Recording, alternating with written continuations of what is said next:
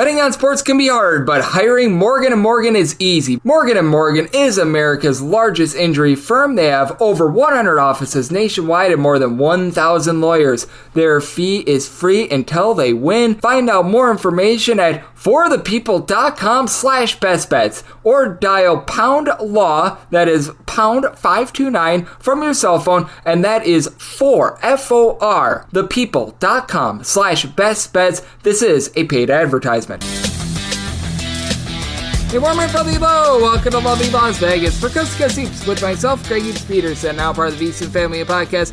We've got an excellent podcast for you. We're going to be joined in segment number 2 by Mike Randle, who does such great work over at FTN Network and FTN Bets. We're going to be chatting with him about what we have been seeing here in the last few weeks of college basketball, the dominance of the SEC, what we've been seeing from some of these teams that have been surprises to the positive and the negative, and just handicapping these games over the next week or two with a lot of kids, let's call it what it is, currently being off campus. I know that I was when I was at UW-Oshkosh this time of year, so we'll be chatting about that and so much more. And then in the final segment, going to get you guys picks and analysis on every game on the betting board for this college basketball Wednesday as we hit some bank shots. Really good slate as well. And if you do have a question, comment, segment idea, what have you for this podcast, you have one of two ways we fire those in. First one is by Twitter/X timeline at GNN_D1. Keep in mind there's the mean does not matter, so as per usual, please send these into the timeline. And the other way is find an Apple Podcast review. If you rate this podcast 5 stars, it is very much appreciated. From there, you're able to fire in whatever you'd like to hear on this podcast via that 5-star review. Did not get in any Twitter/X questions today, but had a great day of college basketball on Tuesday. Let's take a look back at it, try to find some trends, and try to get to know these teams a little bit better. Games from yesterday is Greg buzzing about. Here is the rowdy recap. Well, Rick Pitino said that the bookmakers were drunk when they made St. John's a 14.5-point favorite on the Open against DePaul. Apparently, he meant that they were drunk because they should have been even bigger favorites, because St. John's absolutely lays it on DePaul, this by a count of 89-61. The St. John's team, it's been a little bit up and down for them, and DePaul has actually been one of your better cover teams in of college basketball this season at 6-5 against the spread, and for St. John's, 8-3 against the spread, so we will give them some credit where it is due, but for St. John's, just 12 of 21 at the free throw line, but 55% is what they shot from the floor. They won the turnover battle 20-9, and it was just all about what you were able to get out of Simeon Wilcher along with Kadari Richmond. These two guys combined for 34 points, and with Davion Smith, he just does what the game requires. 5 steals, 8 assists, didn't necessarily have a starring role in terms of scoring with 9 points, but he helped this team really be able to get the job done and also getting the job done. How about Tennessee? 84-36. They just completely flattened Western Carolina, and for Tennessee, they were laying north of 36 in this game. They cover relatively easily. They're now 9-2 against the spread, and this SEC in general has just been very dominant against the spread, as Western Carolina 6 of 39 from three-point range, 23 turnovers. Zakai Ziegler, 1 assist shy of a triple-double, 10 points, 10 boards, 9 assists, 19 points out of Chaz Lanier. Just absolute domination there, and if you like me at this one, this was just a rough beat, as Georgia State getting 39.5 points. They had never trailed by more than 31 points until the final 120 seconds. That's 2 minutes, kids, and they don't cover 159 the final. Now, the big story is Gianni Broome goes out of this game within the first 2 to 3 minutes due to an injury, so that was less than savory for Auburn. You want to check his status moving forward, but Chad Baker-Mazara was able to supply the team with 19 points. With him on the bench, Chaney Johnson, he just steps in. He has been at the Auburn program for a few seasons, was solid last year, and he supplied the team with a big 26 points, 8 boards, multiple steals, and for Georgia State, they go just 4 of 22 from three-point range, and Nicholas McMullen down low gave you 15 points, 16 rebounds, and I know that Auburn fans were less than enthused with the, shall we say, chippiness that we saw in this game, but that said, Auburn, they do get a quality cover there if you had it, and if you're like me and you had Georgia State, that's just absolutely brutal. This LSU team, they've been a little bit up and down against the spread at 6-5, but they absolutely take it 2 sets and 99-53 the final, and Stetson has been one of your worst against the spread teams in all of college basketball. Like, the Atlantic Sun has been a nice surprise for so many teams.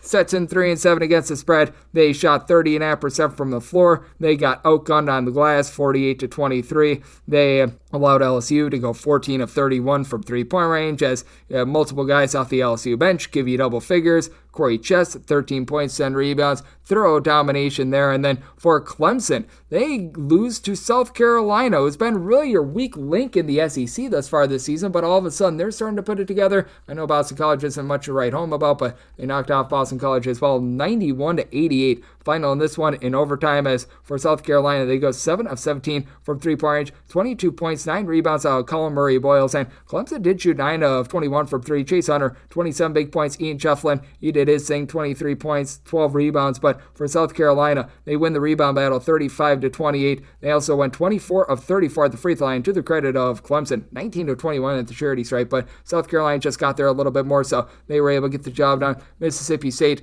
they've been another team that has been getting the job done this season. They win 83-59 over Central Michigan, a game where you had this Mississippi State team really be able to bear down on defense. Central Michigan just 8 of 26 from three-point range. They lose the rebound battle 42-34, as you had Michael Nwoko, who's really been able to come into his own for Mississippi State, supply 18 points, 7 rebounds, and just 5 turnovers out of this Mississippi State team as well. If you like me, had the over in the Ole Miss game. That was a little bit brutal as well. Ole Miss now 7-3-1 against the spread. Do not cover here against Southern as north of 20-point favorites, 74-61 the final, as for Ole Miss, they go 10 of 25 from three-point range, but turnovers were the issue in this game. A combined 35 turnovers between these two teams, and for Ole Miss, you were able to get 18 points out of Jalen Murray in this one. Meanwhile, for Southern, Derek Teziano, he was able to give you 11 points to be able to remain lively, and if you had North Carolina, this was also pretty brutal. As for Florida, they get up big in this game. They get up double figures. As a matter of fact, at one point, I believe that they were up 46-30, and then they have that lead completely ripped away from them in the second half. North Carolina ties things up, and they actually take the lead. I believe it was 84-82 with about 2 minutes remaining, and then the Florida Gators go on, I believe, an 8-0 run to be able to get the job done by kind of 90-84, and this was a spread that was right around about 4, by the way, as North Carolina 5 of 28 from 3. And again, RJ Davis is putting up decent scoring numbers. He's just not as efficient as he was a season ago. 29 points, 8 rebounds, but he went 3 of 11 from 3. Rest of the team, 2 of 17 from three-point range, and for Florida, you were able to have a pair of guys in Elijah Martin, Will Richards, then be able to combine for 41 points for Richards. He was able to give the team 6 rebounds as well. And for Florida, that's where they won this game. Down low, 46-36. They win the rebound battle despite the fact that they lost the turnover battle by a count of 17-10. So they were able to get things done there. If you, like me, had Prairie View, that was another rough beat as well. They were catching about 33.5 to 34, depending upon when you got it. They're down 27 points with 2 minutes and 30 seconds remaining, and then they don't cover against UCLA, as UCLA 111-75 winners. UCLA has been one of the best defenses in all of college basketball, but they showed their offensive might in this one as they go 10 of 21 from three-point range. They shoot 59% from floor and 29 of 37 at the charity stripe, with Dylan Andrews chipping in their 21 points, 7 assists for UCLA. They win the turnover battle 17-10, and they win the rebound battle 39-23. So nice throw domination there. And for Dayton, it was survive and advance for them on this Tuesday, as they just barely get by UNLV by kind of 66-65. UNLV has been one of your worst teams against the spread, but they were able to get a really nice cover here, and they very nearly got the outright win, as Jeremiah Cherry down low was able to give you 6+ rebounds in this one. As for UNLV, they go 8 of 19 as a collective from three-point range, while Dayton, they were just 5 of 21 from three-point range, but Dayton was able to pull this game out because they did a good job of just having Enoch Cheeks take over the game with things other than scoring. He only had 4 points, but 6 assists, 10 rebounds, kept things flowing even though he was having an off night in terms of scoring. Nate Santos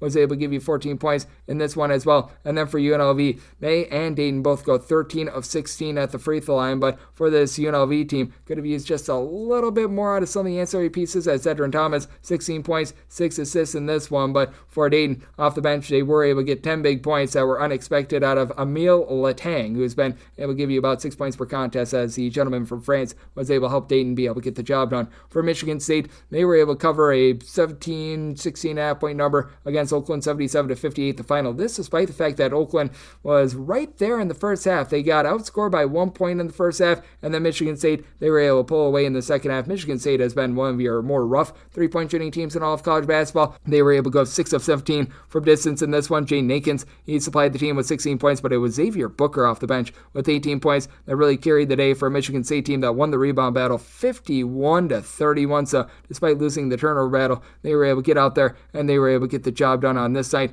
Also being able to go out there and be able to get the job done. How about Wake Forest, who's now 3-9 against the spread? It's been very much less than savory for them thus far this season, but they do take down James Madison this by kind of 75-58. And for James Madison, this one, they go 8 of 24 from three-point range, and Wake Forest 7 of 24 from three is actually an improvement for them. But Hunter Sallis, 27 points, 12 rebounds. Wake Forest, they win the rebound battle by kind of 41-28. And for James Madison, weren't able to get a whole lot in the interior as well. They shot only about 40% from two-point range, so very nice quality result there. But they're a top team in terms of against the spread in all of college basketball. They remain flawless. Oregon State, now 8-0 against the spread. They get another win. They get another cover as they absolutely take it to Sacramento State. This by a count of 82-45. And for Oregon State, I believe they might now be 9-0 against the spread. Might not have updated on the website, but they're still undefeated against the spread. I know that much. Michael Rotage, 23 points, 12 rebounds. For Oregon State, they win the turnover battle 16-12. They win the rebound battle 37-28 as you were able to get 12 points out of the international man of mystery, Luterius Levisis. Hopefully you said that correctly. He's able to give you some nice versatility. And for Sacramento State, 4 of 24 from three-point range and also 5 of 11 at the free throw line. That is just simply not going to cut it. And if you're taking a look at the best cover teams in all of college basketball, look no further than St. Bonaventure as well, as they got another quality cover. They take it to Siena. This by a count of 65-48. St. Bonaventure now 10-1 against the spread. As for the Bonnies, they go just 4 of 20 from three-point range. Siena 6 of 26 from three, 18 of 56 from the floor, and Siena 16 turnovers in this one. So if you're looking at what we're getting right now overall in college basketball, it's been a little bit of an overwhelming season thus far, but totals are very much starting to even out. And if you look at the last 7 days in college basketball, very even Steven, 99 overs to 100 unders. Meanwhile, favorites, they're ending at about 54.5% over the last 7 days, 109, 91, and 2 against the spread. Still been a pretty miserable year for favorites, though, as underdogs right now hitting at 51%, 896, 861, and 26 against the spread. Meanwhile, overs, they have a slim lead on unders, 885 overs to 873 unders. So that's what we're seeing in college basketball right now, and that's what we all got on Tuesday. A little bit of a quicker recap today because you got about 2.5 hours of game breakdowns that we're going to be doing in the final segment. Coming up next, we have to check in with our man Mike Randle. He does great work over at FTN Network, FTN Bets. What we've all been seeing in college basketball the last few weeks, the dominance of the SEC, teams that he's feeling bullish and bearish on, and so much more right here on Coast to Coast Hoops with myself, Greg Peterson, now a part of the Davidson Family Podcast. We're back here in lovely Las Vegas for Coast to Coast Hoops with myself, Greg Peterson, now part of the Davidson Family Podcast. It is always great to be joined by this man. It's Mike Randle. He does such amazing work taking a look at this great game of college basketball and so much more over there at FTN Network and FTN Bets. I know that he is very much looking at what we're getting on the college basketball front, but for those that have been following his football picks as well, has been doing a great job there. I know that he's dialed in on everything that we're seeing with regards to this great game. You're able to follow him on Twitter/X at Randle Rant altogether. And Mike, it is always a pleasure, my friend. Thank you so much. Greg, it is a pleasure to join one of the few people in our country that is actually invested in Middle Tennessee State Cal Baptist. The honor is all mine. Absolutely. That was a game where I had the under and I laid it with Middle Tennessee on an opening number myself. So always do love to see that. And just what have you been seeing in college basketball over the last few weeks? Because I think ever since the, shall we say, Feast Week tournaments, things have calmed down a little bit more, and the cream, aka the SEC, is right now very much rising to the top. Yeah, my focus now is trying to moderate the lows and highs that the public has. For example, everyone is on UConn now. They're back. Danny Hurley says they're back. I always thought UConn was going to be good. 23-5, 22-6, something like that. I do not think they're winning the Big East, and I think they played exceptionally well against Gonzaga. Great job by them. But trying to temper expectations. I love Iowa State. That was a miracle cover against Iowa on the road. I couldn't believe they got it. I mean, Greg, I don't know about you, but laying 5 points in a rivalry game between two Power 6 schools on the road, not something I'm usually going to do, but they got there. And then the third team I want to mention that I kind of thought would take a step back just because I don't usually believe in them, plus all the stuff off the court with Todd Golden, are the Florida Gators, who look outstanding and are destroying teams. So I've been watching them and seeing how good they are. This is a big matchup on Tuesday against North Carolina. That's in a semi-away game in Charlotte. So those are some of the teams that caught my eye. Of course, we just had the Week 6 poll where, last 20 years, the teams that's inside the top 12, one of them has won the national title. So very focused on that, keeping the Oregon fans alive who are number 12. But those are some of the teams that jumped out. Really like Iowa State. I think UConn is really good. I just think it's a Sweet 16, Elite 8 year for UConn, not a national championship game for UConn.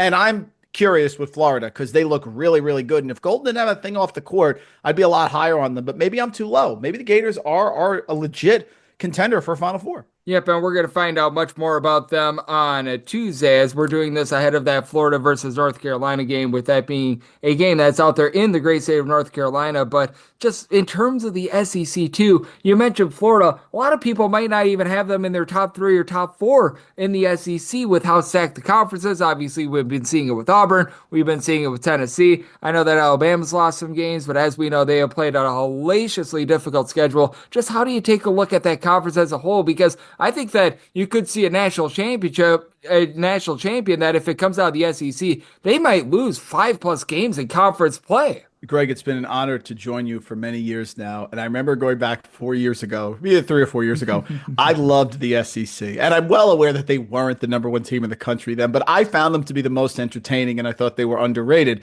Well, lo and behold, it's changed. And the SEC is legit. I mean, Mike White is not a guy that I like, but Georgia looks tremendous. And right now, they're just in the middle of the pack there in the SEC. No one wants to play Texas A&M and Wade Taylor in a one-and-done situation. Mark Pope has done an outstanding job with Kentucky. I would say that I am starting to cool a little bit on Alabama because I don't like teams that are overly reliant on the 3. Now, listen, maybe that's me holding a grudge because they knocked my Clemson Tiger Final Four pick out last year in the Elite 8. But I do think that they can be a little up or down. Not saying that they're not great, not saying they can't beat anyone on a given night, but the defense hasn't been there, and it's the over-reliance on the 3 that worries me. But one of these years, Greg, it's a shame. I do think that Rick Barnes in Tennessee is going to get it right. They've been real close. Last year, Vescovy had the flu, so he played, but he wasn't really that great in the game against Purdue. Really close game in the Elite 8, I think it was. So it could be them, but there's just so many great teams, and all of them are looking up at the Auburn Tigers because Bruce Pearl's got himself a squad. Yep, I think that is the top team in all of college basketball as well. I've been loving what I've been seeing out of Auburn. Their lone loss was in Cameron Indoor against Duke in a pretty close game, and there's absolutely no shame in that. When it comes to the NCAA tournament, they are not going to have to play true road games at Cameron Indoor Stadium. So feeling very bullish about them, and I'm always bullish to get Mike Randle aboard, who does such great work over at FDN Network, joining me right here on Coast to Coast Hoops. And no doubt about it, the SEC is of intrigue, but I know you were mentioning UConn and how this might be more like a Sweet 16 Elite 8 year for them. How do you take a look at a Big East that for the last few years, we've sort of known that UConn was going to be that top team, and then it was going to be Georgetown and DePaul at the bottom. This year, it's not that, as DePaul has looked a whole heck of a lot better this season. Georgetown is actually showing a little bit of promise. They knock off Syracuse over the weekend. Meanwhile, for Seton Hall, it's been rough, and then it just feels like there's a big, giant mismatch of teams that are sort of in the middle right now. I like St. John's. I think St. John's needs to shoot well, and if they shoot well, they are a Final Four contender. I believe that. Aaron Scott is really the bellwether for that team, Greg, because he's the one guy who can really get flammable. RJ Lewis is good too, but that is the key. Of course, Rick Pitino's history, second year at schools, going way back to Providence, always very strong. And I think UConn will finish in the top 2 or 3. I just don't think they're going to beat St. John's. Marquette has been interesting because historically, when any team in sports loses a big-time player, they sometimes can actually come together and improve. It has concerned me, their performance against Iowa State. I thought was revealing. Now, I love Iowa State. I think they can win the national title, so that's fine. But the Dayton game was such a live game opportunity because Dayton looked really good, played very well in the tournaments over the break.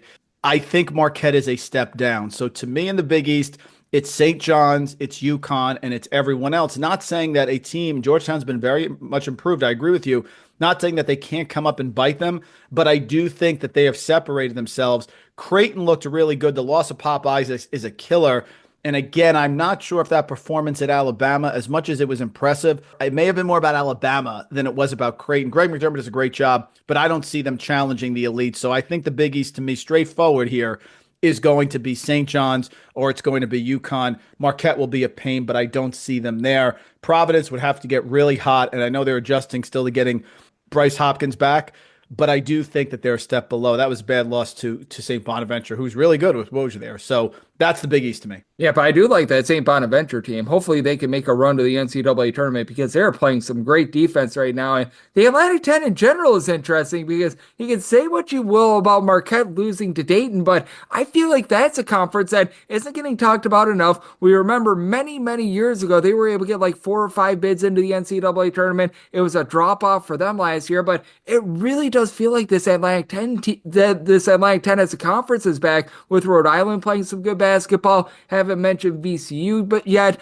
they're looking rock solid as well. And I like what I'm seeing out of these teams just across the board in the Atlantic 10 right now. I agree with you. My brother-in-law has been a UMass Amherst guy. He lives up there for years, so I've been following them very closely. UMass now they're having a rough year. Yeah, they you know what it is? I don't think that they have the type of team that they need under Frank Martin. And Greg, the issue is they don't have a scorer. They really don't. They have Rashul Diggins, who is a stationary shooter, but they have no one who can create. So everything is off of turnovers and chaos and physicality, and that's not working. But to your point about the A10, VCU, very solid. Dayton, of course, strong as ever. Bonaventure could win the entire conference. Rhode Island, I mean, give it up for Archie Miller. I got the Brown pick right because I just thought it was a tough spot. Big rivalry game against Yale and then Providence and then Brown on the road. But they bounced back against a Central Connecticut team that is an absolute pain in the rear. So he's been doing a nice job. The team that, to me, in this conference has me curious is George Mason. And I think we're going to find out a lot about them on Duke on Tuesday. They have won 5 straight games. They went away to East Carolina, lost in 2 overtimes. And we do our power rankings here at FTN. You know, overtime games are very fickle, Greg. So it's a coin flip. We actually still have Houston ranked as our number 1 team in the power rankings because their losses have been so close. But that is a team also I think that can do some things. I think their middle is better than most realize. The bottom of the A10 is rough. But I agree. The A10 has come a long way. They should get a couple teams in, and no one, after watching Dayton, no one wants to play that Dayton team in the tournament. No doubt about it. And even in Maui, they lose that game to North Carolina. If the shoe size of Nate Santos is a little bit smaller, perhaps that game goes to overtime, and who knows what happens from there. So there's a lot of intrigue with regards to Dayton. As joining me on the show, we do have Mike Randle, who does amazing work over at FTN Network and FTN Bets, joining me on Coast to Coast Hoops. And do I have to ask you about this as well? Because I know you've been doing a great job looking at what we've been seeing the last few weeks, and we've highlighted a few conferences in the Big East, the SEC, the Atlantic 10, but just a team or two that over the last few weeks, you've either begun to feel a little bit more bullish about, you're a little bit more in on them, or you're just feeling a little bit more out on them, and you haven't been liking what you've been seeing recently. Boy, talk about a mid-major that no one talks about every year. How about Utah State? Jared Calhoun comes over, takes over for Danny Sprinkle, who took over for Ryan Odom, who took over for Craig Smith, all of which did a great job. Calhoun is there now. They are 10-0. And they're scoring big time points, Greg, 92, 88 at home. Now, look, they haven't gone away. They're going to go away to St. Mary's on December 22nd. That's going to tell us a lot. But this is what these type of teams have to do. They have to beat the team they're supposed to beat, which is not easy. And oh, by the way, on a neutral, they beat Iowa, they beat St. Bonaventure, and they beat North Texas. Those are all teams ranked inside the top 80 in KenPom. So Utah State doing a very nice job. I want to see if they can get one of two against St. Mary's away on December 22nd or San Diego State away. Watch out. They are a problem because they play at St. Mary's. Then they start the year in the conference at San Diego State, at Nevada. They take 2 of the big games, Greg, and get them out of the way on the road. Imagine if they sweep those games. Jared Calhoun, fantastic job. Number 2 in the country in offensive rebounding, top 20 in turnovers. They are an issue. Yes, they certainly are. Utah State, even going back to the Stu Morrill days, they've always had really good coaching, and I don't know how they do it, but every single time, administration gets it right with those hires. They've done so once again, and I want to take a look at this game for Wednesday as well, because there's another team that's undefeated that has yet to come up in regards to our conversation. They're a team that's not even ranked in the top 10 as of right now. That'd be Oklahoma, and they're such an intriguing team because we just talked about the best teams in the SEC. Their name name did not come up, albeit maybe they haven't played against the toughest of competition, but they won their multi-team event out there in the Battle for Atlantis. Now they face off against a Michigan team that they're ranked in the top 25, had a nice win against Wisconsin, but I still want to see this offense be a little bit more efficient because they turn the ball over a lot. What do you make out of this game with a Michigan team that I think that they've got a very high ceiling, and an Oklahoma team that still has yet to lose a game and is sort of flying under the radar? Yeah, fourth year with Porter Moser coming over from Loyola Chicago, and there's been rumblings, Greg, last couple of years, I know you've heard them, that Porter Moser either isn't welcomed or he wants to leave because Oklahoma is not a basketball school. We know this. However, they are 10-0. That was a big one over Oklahoma State. I was wrong on that one. I took Oklahoma State on the neutral +4. They blew them out, scored 80 points. And my issue with Michigan, and that's another team I have not figured out yet. Danny Wolf is going to be an NBA player, and he does a wonderful job sort of running the offense when the ball comes across half court. However, they have exposed themselves with the loss to Wake Forest in semi-away and then the loss to Arkansas when they were up big. I don't trust their backcourt. I don't trust their guards. They turn the ball over a ton as a result. And Dusty May's a smart coach from Florida Atlantic. Basically, he has a lot of times Danny Wolf bringing the ball up the court because he can see over the defense and play the high-low game with Vlad Golden. But they're going to need guards in this game. And right now, Ken Pom has this at Michigan by 3. I'm going to take Oklahoma in this matchup. The game is in Charlotte. I think this is a good spot for Oklahoma because they do defend the 3 well. They're not great on the board, so Golden and Wolf could do some damage, but they do force a lot of turnovers. They're top 20 in turnover rate. Porter Moser's an excellent coach. He has things going. Don't sleep on him. They could be a major problem here in the SEC, in the SEC now, of course. And against Michigan, right now I'm telling you, I'm taking them in the points in this matchup. Yep, with Oklahoma, they've been a team that has been able to do a rock-solid job, and if we're able to get them as an underdog like you were just alluding to, I'm going to be very tempted by this Oklahoma team as well. I feel like they just have not gotten the respect that they deserve. I'm still a little bit salty about the fact that the Providence game went the way that it has, but still it's not costing them in terms of straight-up wins, and we always get a W when you're aboard, my friend. As Mike, I know you're doing an absolutely amazing job taking a look at this great game of college basketball. You're dialed in with a little bit of everything, and doing a great job on the football front as well. So love the good people at home. Know it's all on tap for you and how people can follow along on social media and other platforms. Yeah, we have our big sale coming up now for the holidays. We just finished Fantasy Baseball is dropping tomorrow, which is Tuesday. We have our big manifesto. I am back in Fantasy Baseball, Greg, after a long hiatus because of Vlad Sedler does a great job. Jeff Radcliffe, our Discord, all that stuff, our betting models, and my college basketball betting show Tuesday, Thursday, and Saturday on the YouTube channel. Come in, tell me I'm an idiot, tell me I'm great. Just tell me something, Greg, and join the chat here. It's only on for about 30 minutes. We go through all the games, talk about them, have a nice family. But we're off to a good start, so things are going well. And those that know me know that when college basketball ends for me, baseball season does begin as well. So I'm always a fan of that and always a fan of getting Mike aboard as he does such a great job taking a look at this wonderful game of college basketball. So big thanks to Mike Randle for joining me on Superstar, part of the VSiN Family Podcast. And coming up next, it is that time of the podcast. They give you picks and analysis on every game on the betting board for this college basketball Wednesday as we hit some big shots.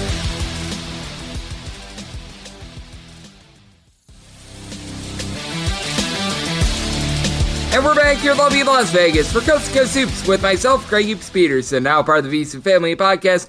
Always great to be joined by Mike Randle, who does such great work over at FTN Network, FTN Bets. Every single time he joins me, lends such great insights. Did so once again today, so big thanks to Mike for joining me in the last segment. Now it is that time of the podcast. I give you picks and analysis on every game on the betting board for this college basketball Wednesday as we hit some bank shots. Most financial establishments close at a certain time, but not here. It is time for a side and total on every game on today's betting board bank shots.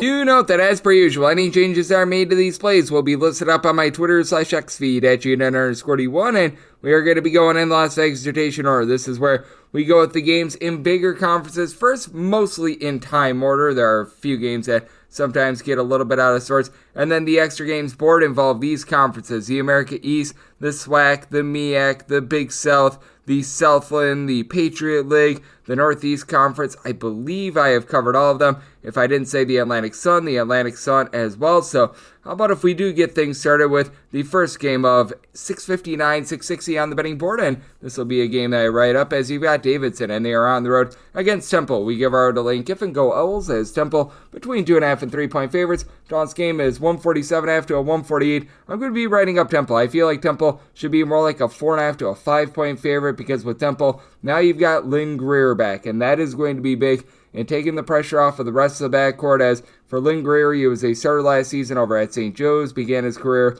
out there in the Atlantic 10 as well, and he should be able to help out a Temple team that has had Jamal Mashburn really carrying the load for the team, 22 points per contest, and that should allow Temple to be able to run better, cleaner offense against a Davidson team that on the road this year, they are outside the top 320 in terms of points allowed on a per possession basis. They're outside the top 300 in terms of opponents' 3-point shooting percentage when they're on the road this season as well. Temple as a whole, they're shooting only about 33.5% from 3-point range, but the spacing should be much better now that Jamal Mashburn doesn't have to bring up the ball quite as much. You've got Steve Settle down low, has been able to give you about 6.5 boards, 10 to 12 points per game, as he's someone that stands right around 6'10", is able to give you some good floor spacing, and then you've been able to get right around about 5.5 boards, 8 points per game out of Quante Berry, who at 6'4", has been a really nice, intriguing player, put up double figures in each of the last 4 games, so I'm liking what I'm seeing out of him. And on the flip side for Davidson, it's a very top-heavy team. I like what I'm seeing out of Reed Bailey. He's been able to supply the team with 18 points, 7 boards, 3.5 assists, and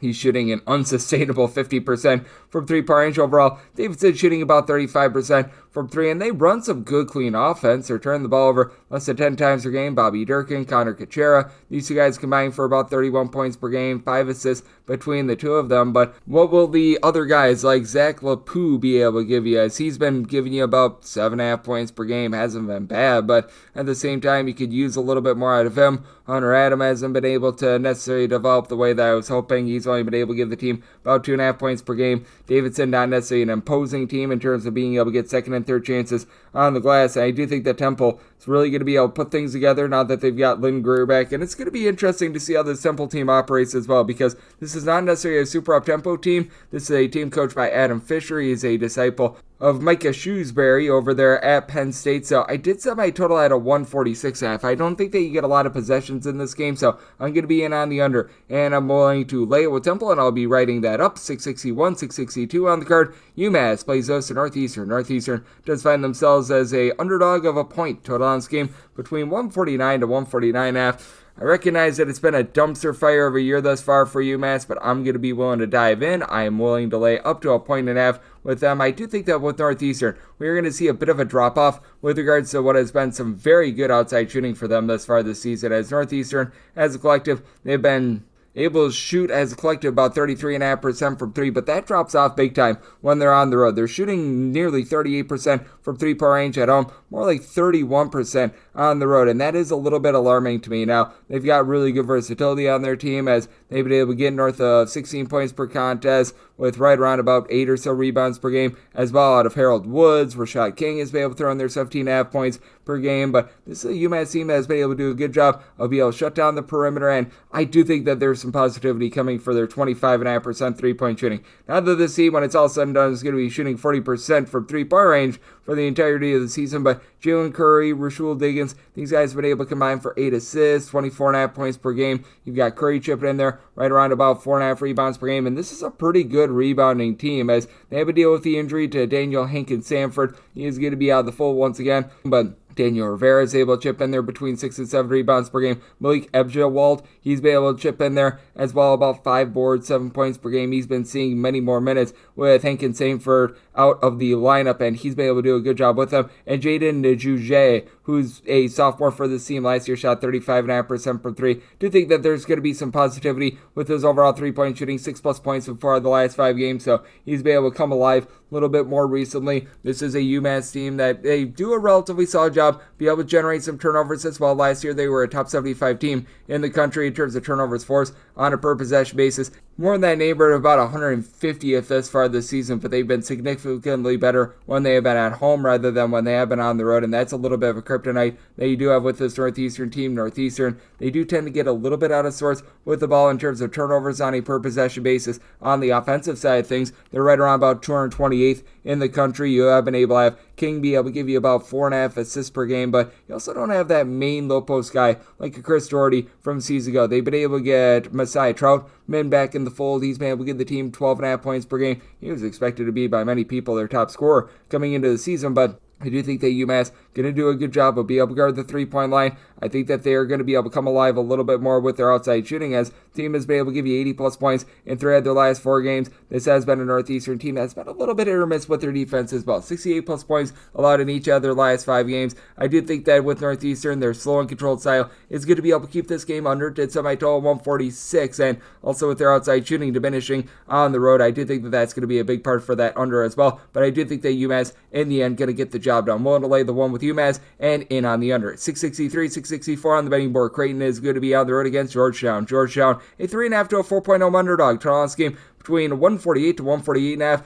Another game that I'm writing up, and I will be writing up the total under, as I did set my total at a 141. I do think that Georgetown is much improved this year, but I could only set them as a 5-point underdog, so going to be willing to lay with Creighton because I do think that Creighton is going to be able to win the battle down low with Ryan Kalkbrenner. Now, Ryan Kalkbrenner has been incredibly inconsistent in that against these sub-top 200 teams, he has been absolutely dominant. In some of these bigger games, he's been, shall we say, a little bit more muted in terms of his production, but he did have a combined 10 blocks in those games in lovely Las Vegas against Texas A&M and San Diego State, and has been a little bit more consistent in general recently, 6+ rebounds each of the last 4 games, so seems to be finding it a little bit more, and they're going to need him to, because without Pops Isaacs, they're going to be looking to him a lot more down low. Now, in their first game without Pops Isaacs against Alabama a few nights ago, they honestly looked relatively solid, and they have been going to their bench a little bit more, and that's going to be so key for them. Someone like an Isaac Trout is going to need to see a little bit more production. He did have 0 points in that game against Alabama, but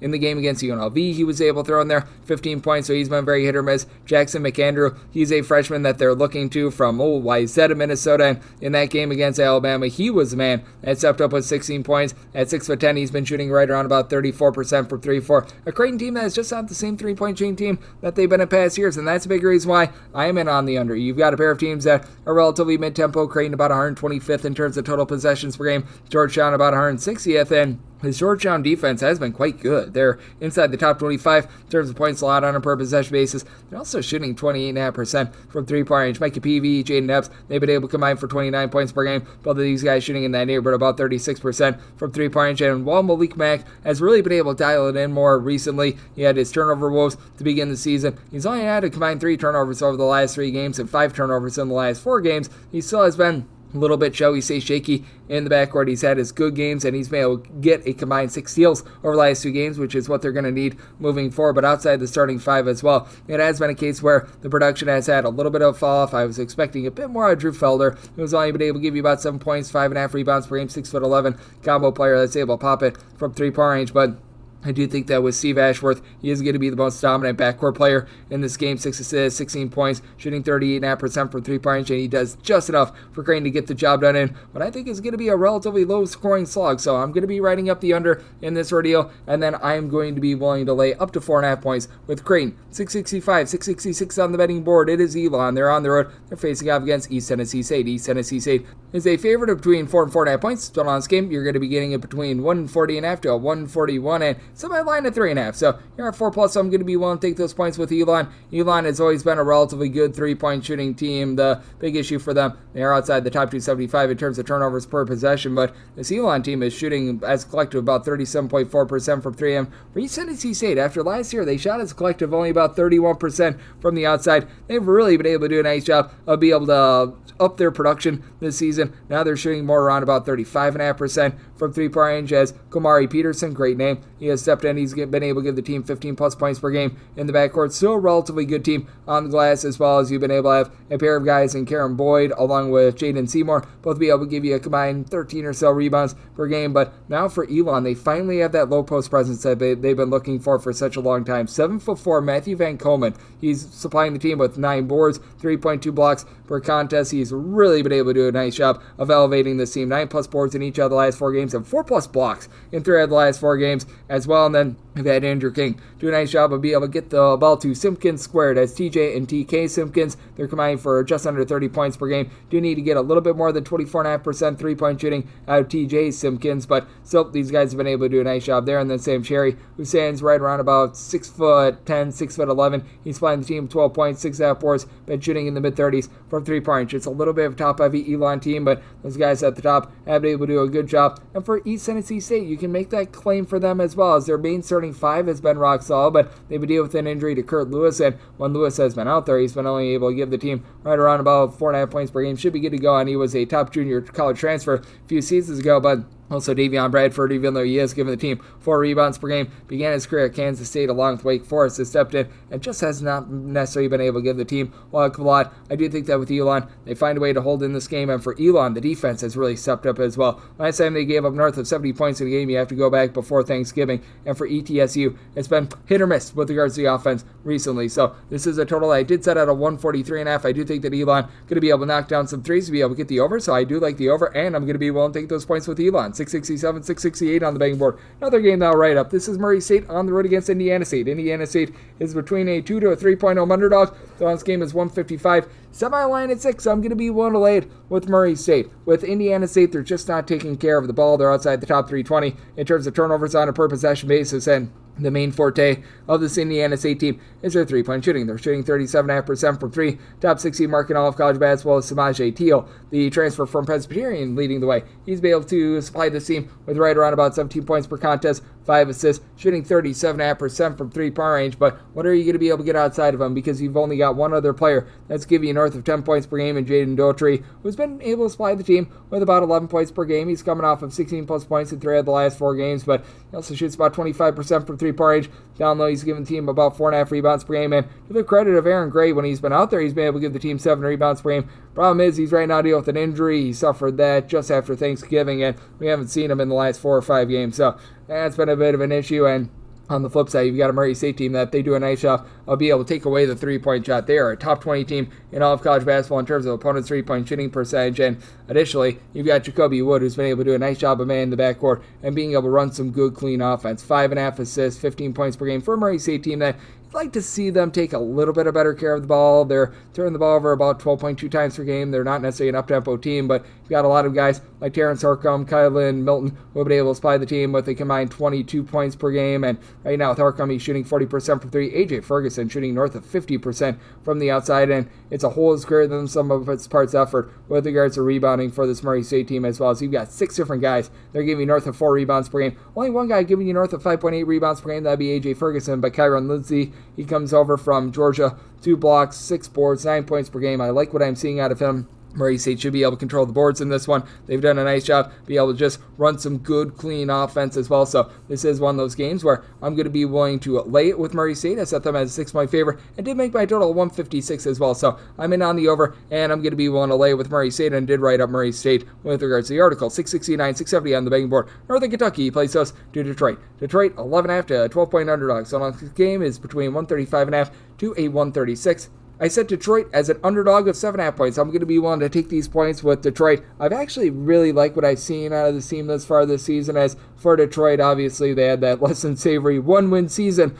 last year. Coach Monty has already gotten the team to 5 wins thus far this season, and Orlando Lovejoy has some good versatility. 4.5 boards, 4.5 assists, 13.5 points per game. Not shooting it well from three-point range, but you know what? He's been able to generate a bunch of turnovers, 2+ steals in 4 of the last 5 games. And for Northern Kentucky, you do have a Mr. Do-It-All in their backcourt, and Sam Vincent, who's been able to supply the team with 4 assists, 4.5 boards, 13 points, north of 2 steals per contest of his own, shooting in the mid-30s from three-point range, and Northern Kentucky has needed it because right now they're shooting 30.5% from 3. They're a low-tempo team that has turned the ball over north of 13.5 times per game as well. That has just not been great. They're well outside the top 250 in terms of points scored on a per-possession basis. For Northern Kentucky, 331st in the country with regards to their three-point shooting percentage, and this Detroit team has been able to dial it up from distance. They're a top 60 team in terms of their three-point shooting, albeit they shoot more like 34% away from home, closer to 43% at home, but that's still better than what Northern Kentucky is shooting either at home or on the road. And additionally, they've been dealing with the injury to Mac Mansell, which has led to more minutes for some of the younger guys, as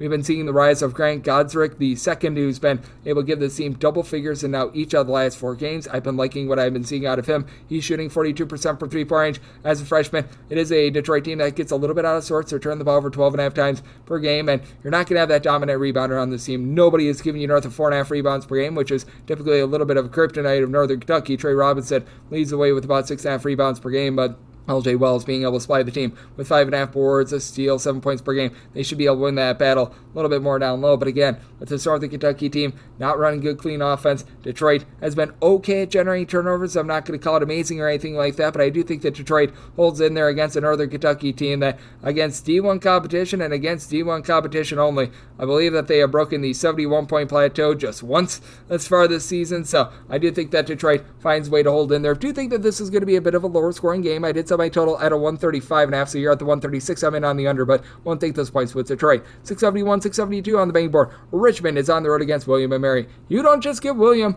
you don't just get Mary, but you get both, but you also have to lay 3.5 points to take America's favorite tag team over the Itsy Bitsy Spiders. Settle on this game between 155 to 155.5.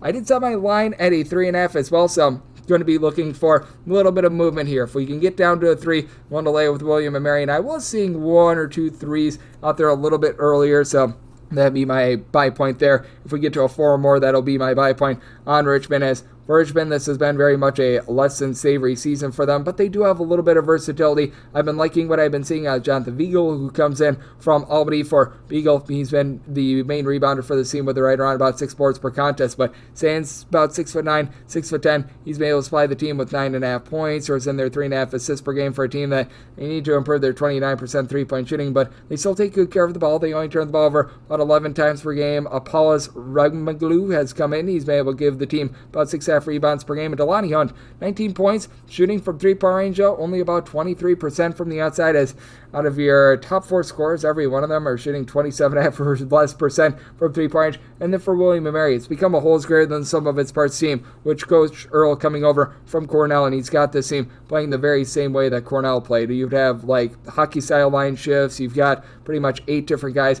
They're giving you 6+ points per contest. Main guy has been the low post presence in Noah Collier, 5.5 boards, 14 points per game, and 6'8" does a nice job of clogging things up down low. But then you've got so many guys like a Glenn Dorsey who's giving you 11.5 points per game. Kyle Pulliam has been able to put in their 10 points per contest. Chase Lowe, guys like this that are shooting it well from three-point range. Really everyone other than Lowe shooting in the mid to high 30s from three-point range. Overall, William & Mary shoots about 34.5% from 3. They're not generating turnovers the way that Cornell did a few seasons ago, so that should allow this Richmond team to be able to keep things clean. And for Richmond, it has been some interesting defense for them, to say the least, as they had given up 65 points or fewer in their previous 3 games, and here in the first 3 games of the month of December, 93 and 98 points respectively given up. Meanwhile, this is a William & Mary unit that, against C1 competition, they've now given up at least 79 points in each of their last 4 games. So it's a situation of something's got to give. Richmond, well outside the top 250 in terms of total possessions per game, and I do think that they're actually going to slow this game down a little bit more. I'm going to be in on this total under. I set my total 153.5, and at a 3 or less, one to lay with William & Mary, 4 more taking the points with Richmond. 673, 674 on the betting board. Xavier hits the road face-off against UConn, and UConn at 11.5 to 12.5 point favorites. Totals between 147.5 to a 149. Somehow line at 13.5. I'm going to be willing to lay it. Big reason why you are now, unfortunately, without Zach Fremantle in the lineup for the Xavier team. Goes down with an injury, just really devastating for the kid. He has dealt with so much of that, and you wish him absolutely nothing but the best. And where Xavier goes moving forward down low is going to be a little bit of a question mark. As for Xavier, they were very much banking on him. Now Jerome Hunter, who doesn't have quite the same versatility, he's going to need to step up. And as a matter of fact, you don't have a single guy in the roster that gives you north of 4.6 rebounds per game, with now Fremantle being out of the fold. You do have some good clean offense with Davion McKnight giving you 4.5 assists, 10.5 points per game. Team turns the ball over 11.5 times per game. For their tempo, that's pretty solid. They shoot north of 39% from three-point range. For Ryan Conwell leading the way, shooting 45% from 3, 16.5 points per game. So been liking what I've been seeing there, but you're going to need to get a little bit more of the Toledo transfer in Dante Maddox. 5 points per game, shooting 30% from three-point range. Wouldn't doubt it if you see a lot more of John Hughley, who I remember he was a stud at Pittsburgh a few seasons ago. He's got good versatility at 6'11". He's able to pop it from three-point range. We saw that on display over at Oklahoma. But it's just not the same when you have to go up against Alex Caravan, who's been able to give the team 15-plus points, 5-plus boards, 5-plus assists. He's been able to do a little bit of everything for this UConn team, and he's back from injury. And for UConn, they look like they are back. I do think that those non-conference tournaments are just very much a crapshoot. I have my difficulties with regards to them, and UConn, I think that they would agree as well. And for Caravan, actually 3 assists per contest. I oversold him a little bit. It's Hassan Diarra, who's giving you more like 5.5 assists per game, but Caravan Karaban is shooting north of 40% from three-point range. Solo Ball's been able to shoot about 44% from the outside. And Liam McNeely has been able to step up as a freshman with about 13.5 points per game. UConn, once again, one of the top teams in all of college basketball with regards to rebound percentage, with Xavier just not having a lot in terms of that rebound percentage. I think that's going to make it very difficult for them. This is a Xavier team that, as well, they're really going to be probably living and dying by the three-point ball as well. I do think that UConn going to continue to do a nice job of being able to guard the three-point line. When they are not in Maui, they are doing a nice job of being able to guard the arc. As for UConn, when they're at home, they're allowing opponents to shoot 27% from three,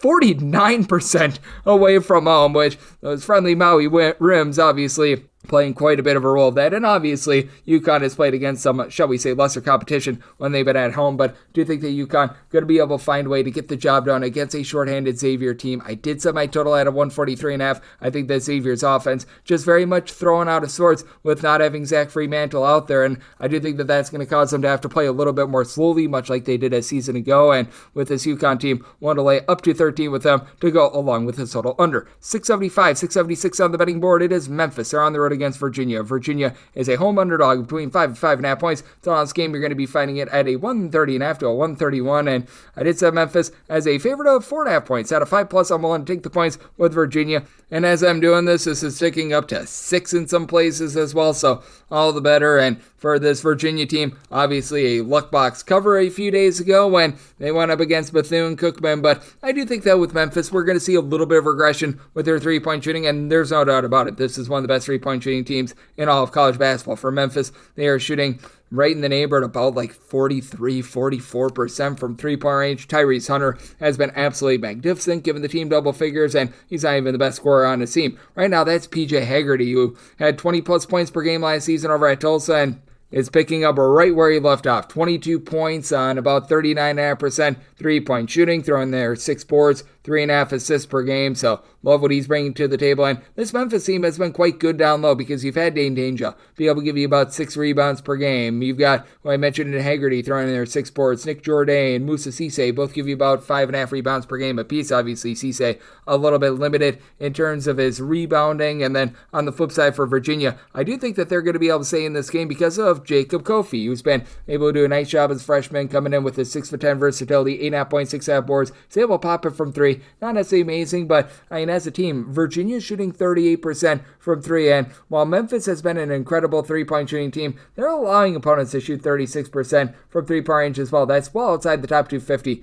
in all of college basketball. So they really do give it up from the outside. And Virginia, they are a much better defensive team when they're at home rather than on the road. They've been allowing opponents to shoot about 32.5% from three-point range overall this season as well. But for this Virginia unit, they always do have their slow, controlled style. Once again, in the bottom 5 of the country in terms of total possessions per game. But just like last year, they are giving up far less when they're at home. Granted, this is due to the fact that they're playing against easier competition at home, but they're allowing 29 points fewer per 100 possessions at home rather than on the road. Isaac McNeely has been able to be versatile for the team. 4 boards, 3 assists, 13 points per game. And I like the way that Elisha Saunders has been able to turn it up as well. Saunders at 6'8" is shooting 35% from 3, 10 points, 5 boards, but has supplied the team with 9+ points in 3 of the team's last 4 games. You've been able to get 5+ rebounds in 4 of the last 5 out of him as well. So with this Virginia team, I do think that they're going to stay with Memphis. Memphis has been able to do a nice job going on the road, knocking off the likes of UNLV, knocking off San Francisco in the city of San Francisco. But I think that Virginia is going to be able to stay within this number, set my line at 4.5. So going to be willing to take the points and did set my total at 130.5. Though Memphis has been really good from three-point range this season, they've been a bit better with regards to their defense. I do think that Virginia going to get this game slowed down. Once again, one of the bottom teams in all of college basketball in terms of total possessions per game. So you're at a 131 in on the under and in on those points with Virginia. 677, 678 on the betting board. Wright State hopes to be the right side. They play OC Youngstown St. Youngstown St, an underdog of 6 points, and the last game anywhere between 146 to 147. And with Youngstown, I did set them as a underdog of 8.5 points. I'm going to be willing to lay it with Wright State. Wright State, once again, a very efficient offense this season. Not quite in the top 10 in terms of points scored on a per possession basis like they were a season ago, but should be able to take it to a Youngstown State team that just objectively has been awful with regards to their offense. They're outside the top 300 in terms of points scored on a per possession basis. Now, to the credit of Youngstown State, they have been one of your best road defenses in all of college basketball this season. They're actually a top 30 team in terms of points allowed on a per possession possession basis away from home. And for Wright St, yay, verily, they're back within the top 300 in terms of points allowed on a per possession basis,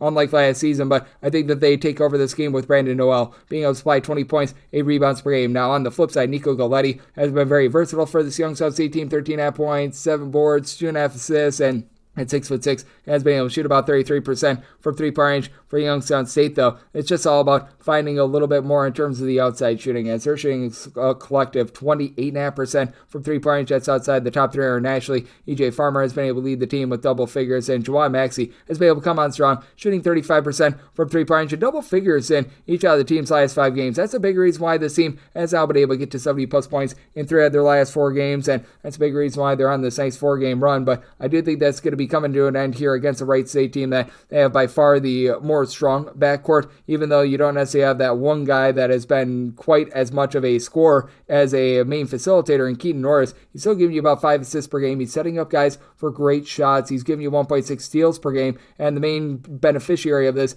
I always get his name wrong, even though he's from the great state of Wisconsin, Alex Hubristi. So hopefully I said that correctly. Like, it's a crazy last name, but that said, he's been able to give the team 16 points. Alex H. has been able to shoot north of 40% from three-point range. We'll put it to you that way. And then you've been able to get good versatility with about 6 boards, 10.5 points per contest out of Jack Dombia, who's been really not able to pop it from three-point range, but does give you a little bit over a steal per game. That has been something that Wright State has been doing a little bit more of this year, generating some steals and then turning that into some good, clean offense. Wright State overall shooting 39% from three-point range, and though Youngstown St has been able to do a relatively solid job of being able to stay with teams from the outside, it has been a case where the offense just has not been very efficient. It's been able to pick up a little bit, but with this Wright State team themselves being able to help themselves out on defense, 73 points or fewer, and how far their last 5 games, I do think that they're going to do a nice job controlling the glass and get the job done. I did set my total at a 146.5. Personally, I would rather take a 147 under rather than a 146 over with the way the Youngstown State has been playing a little bit more slowly. And for Wright State, not quite the same offense as they were last season, so I'm in on the under, and I'm going to be willing to lay it with Wright State. 679, 680 on the betting board. UT Arlington plays us to Evansville. Evansville, 7.5 to 8-point underdog. So on this game, it is 153.5, and I said Evansville is a 10-point dog. I'm going to be willing to lay with UT Arlington. This Evansville team outside the top 300 in terms of points scored on a per possession basis and games played away from home. They had that 30 spot that they put up against Ohio State a few weeks ago that was less than savory, and the defense isn't doing a whole heck of a lot better, about 270th in the country in terms of points allowed on a per possession basis, going against an Arlington team that they need to reel it in a little bit more.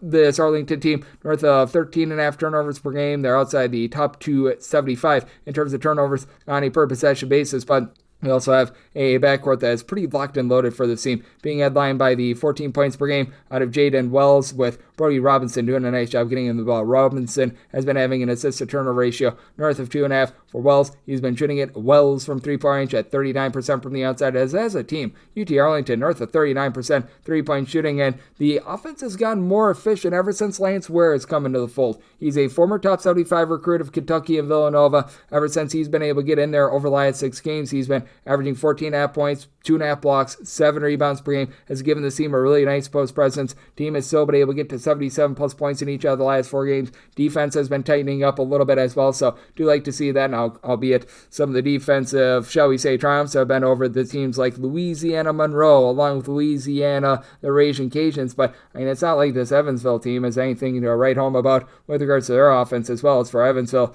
they've been able to break the 70-point plateau against 2 Division I teams as far as this season. One of them was UW Green Bay. It was really not doing a whole heck of a lot for you. Now you have been able to get about 15.5 points per game out of Gabe Pizzato, who's been shooting about 33% from 3, but Evansville as a whole, they shoot about 30.5% from the outside, 67% at the free throw line, and don't necessarily have a ton down low. Tanner Cuff is right now leading the way with about 6 boards, 8.5 points per game. They just don't have the size to be able to match up with Lance Ware, with UT Arlington starting to be able to take better care of the ball. I do think that they take it to Evansville in this spot, and I just don't know if Evansville is going to be able to do their part with regards to the total, though. I did set my total at a 154, just because with this UT Arlington team, we have seen it against the lesser teams. They've been able to beat up on them. The steps up in competition, they've typically been able to play these teams relatively closely, and for Evansville, it has been a departure with regards to their defense, giving up now 75 plus in 3 of their last 5 games. So I'm in on the over, so I total 154, and with Arlington, want to lay anything of single digits, made them a 10-point favorite. 681, 682 on the betting board. Vanderbilt plays us to the Citadel. The Citadel, 29-29 half-point underdogs. Total on this game, it is 150, and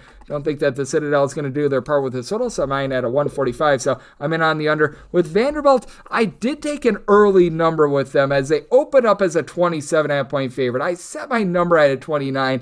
29.5 is my minimum buy point on the Citadel, but truth be told, I bet this one on the opener when you were getting more like a 27 to a 27.5, just because this is a rough Citadel team right now. They are outside the top 250 in terms of points scored on a per possession basis. Ever since Ed Conroy has come into the fray, this has been a team that has really been looking to slow down, and it's not doing them a whole heck of a lot of good. Now, I do like their main rebounder, as you've been able to have Sola Abisi come over from Florida State. He's been able to supply the team with 7 boards, 8.5 points per game, and does shoot about 38% from 3-point range. And you've got a go-to scorer in Brody Fox, who's been able to do a nice job shooting about 60% from the floor, but he shoots about 14.5% from 3-point range. He's supplying the team with 17.5 points per game, but the Citadel holds very true the theory of just because you play slow doesn't mean that you play great defense. Like, you see a team give it up 75 points or 70 points or fewer, and you're thinking, oh, they probably played some relatively solid defense, when in reality, they're just playing super duper slowly. And that's happening with the Citadel, 216th in the country in terms of points allowed on a per possession basis. They do allow a lot of open looks from 3-point range, and they really don't put on you a lot of pressure. Meanwhile, this Vanderbilt team, they're really starting to be able to generate some turnovers. They're averaging over 10 steals per game, and they're doing a nice job playing positionless basketballs. Main underlying scorer for the team has been Jason Edwards with 19.5 points per game, but AJ Hogarth an assist to turnover ratio of 2 coming over from Michigan State. This team is not necessarily the world's strongest on the glass. Evan McLaughlin, only guy that's giving you north of 5.5 rebounds per game, and then you've only got really 2 guys on the roster that give you north of 3 rebounds per game, but they're doing a nice job of being able to generate those turnovers where they don't really need to worry about grabbing rebounds because teams aren't necessarily getting off a lot of shots against them. Vanderbilt, in terms of turnovers forced on a per possession basis, 29th in all of college basketball. They've actually been better on the road rather than at home with this, and I do think that there's some 3-point shooting positivity coming for this Vanderbilt team as well. Right now, they're shooting just 30.2% from 3, despite the fact that 3 of your top 4 scorers are shooting at least 35% from the outside. That includes Tyler Nickel shooting 35% from 3. MJ Collins, his teammate over at Virginia Tech, has been able to throw in there about 8 points per contest as well. Grant Huffman, who comes over from Davidson, he's giving you about 3 assists, a steal and a half, 6 points per game. You've got a lot of guys. They're just contributing to the cause. And for the Citadel, you've got Paxton Davidson, who's been able to give you about 3 assists per game, but defense has really been seeing a massive departure recently, giving up 73 plus in 4 of their last 5 games. With that tempo, that's not necessarily too great, and now they have to try to slow down a Vanderbilt team that has gotten to at least 80 points in each of their last 3 games, but we've seen them play some really good defense as well, giving up 65 or fewer in 3 of their last 5 games. I do think that Vanderbilt's defense is going to hold up, and the Citadel just simply don't do their part with this total. Set my line at a 29. Like I said, I laid the opener on this one. 29.5 is my minimum buy point on the Citadel, and you're at a 150. I'm in on the under. 683, 684 on the betting board. You've got Appalachian State on the road against Louisiana. Louisiana does find themselves as a home underdog, as you're going to be catching anywhere between 2 and 2.5 points with them, and total on this game, it is between 135.5 to a 136. Louisiana has covered 1 spread thus far this season, and I don't think that this is going to be number 2. I'm going to be willing to lay it with Appalachian State. I did set them as a 5.5 point favorite. Like, this has just been bad for Louisiana. They aren't doing a good job on offense. They're not doing a good job on defense. They have no real main facilitator, as Kentrell Garnett has always been a nice off-the-ball scorer. Now he's been having to lead the way along with Michael Thomas, as both of these guys give between about 2 to 2.2 assists per contest for Louisiana.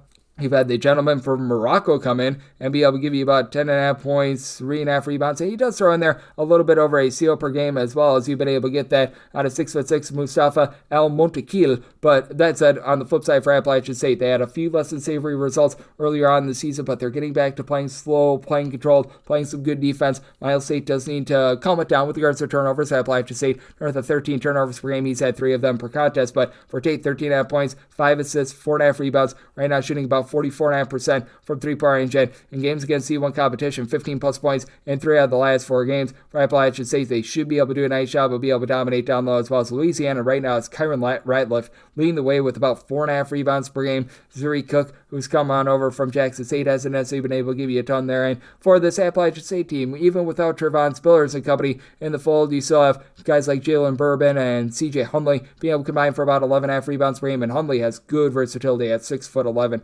14.5 points, 5.5 boards, shoots in the mid-30s from three-point range. So I've been loving what I've been seeing out of him for this Appalachian State team. Again, need to reel it in with regards to the turnovers, but it does feel like Jackson Threadgill, the transfer from Charlotte, who had a little bit of a rough go at it to start the season. It's only averaging about 7 points per game. Does feel like he's starting to be able to find his bearings with this team. He's against D1 competition, 7+ points in 4 of the team's last 6 games as well. So do like to see that generating about a steal per contest, as well as the 6'6", a little bit of a do-it-all sort of player. And do think that Appalachian State going to do a nice job containing a Louisiana team that's well outside the top 250 in terms of points scored on a per possession basis. I just flat out don't think that Louisiana is going to be able to do their part with this total. And Appalachian State, they actually played at a relatively mid-tempo last season, but they're starting to play a little bit more slowly now. This is an Appalachian State team that ranks in the top 10 nationally in terms of opponents' three-point shooting percentage. So I do think that they're going to be able to hold down this Louisiana team. I think that they're going to keep their run of defense going, as they've given up 65 points or fewer in 4 of their last 5 games. So I'm in on the under, set my total at 135.5, and I'm willing to lay up to 5 with Appalachian State. 685, 686 on the betting board. It is Arizona, and they play us to Samford. Another game that I wrote up at Samford, a 19.5 point underdog. Totals between 167 and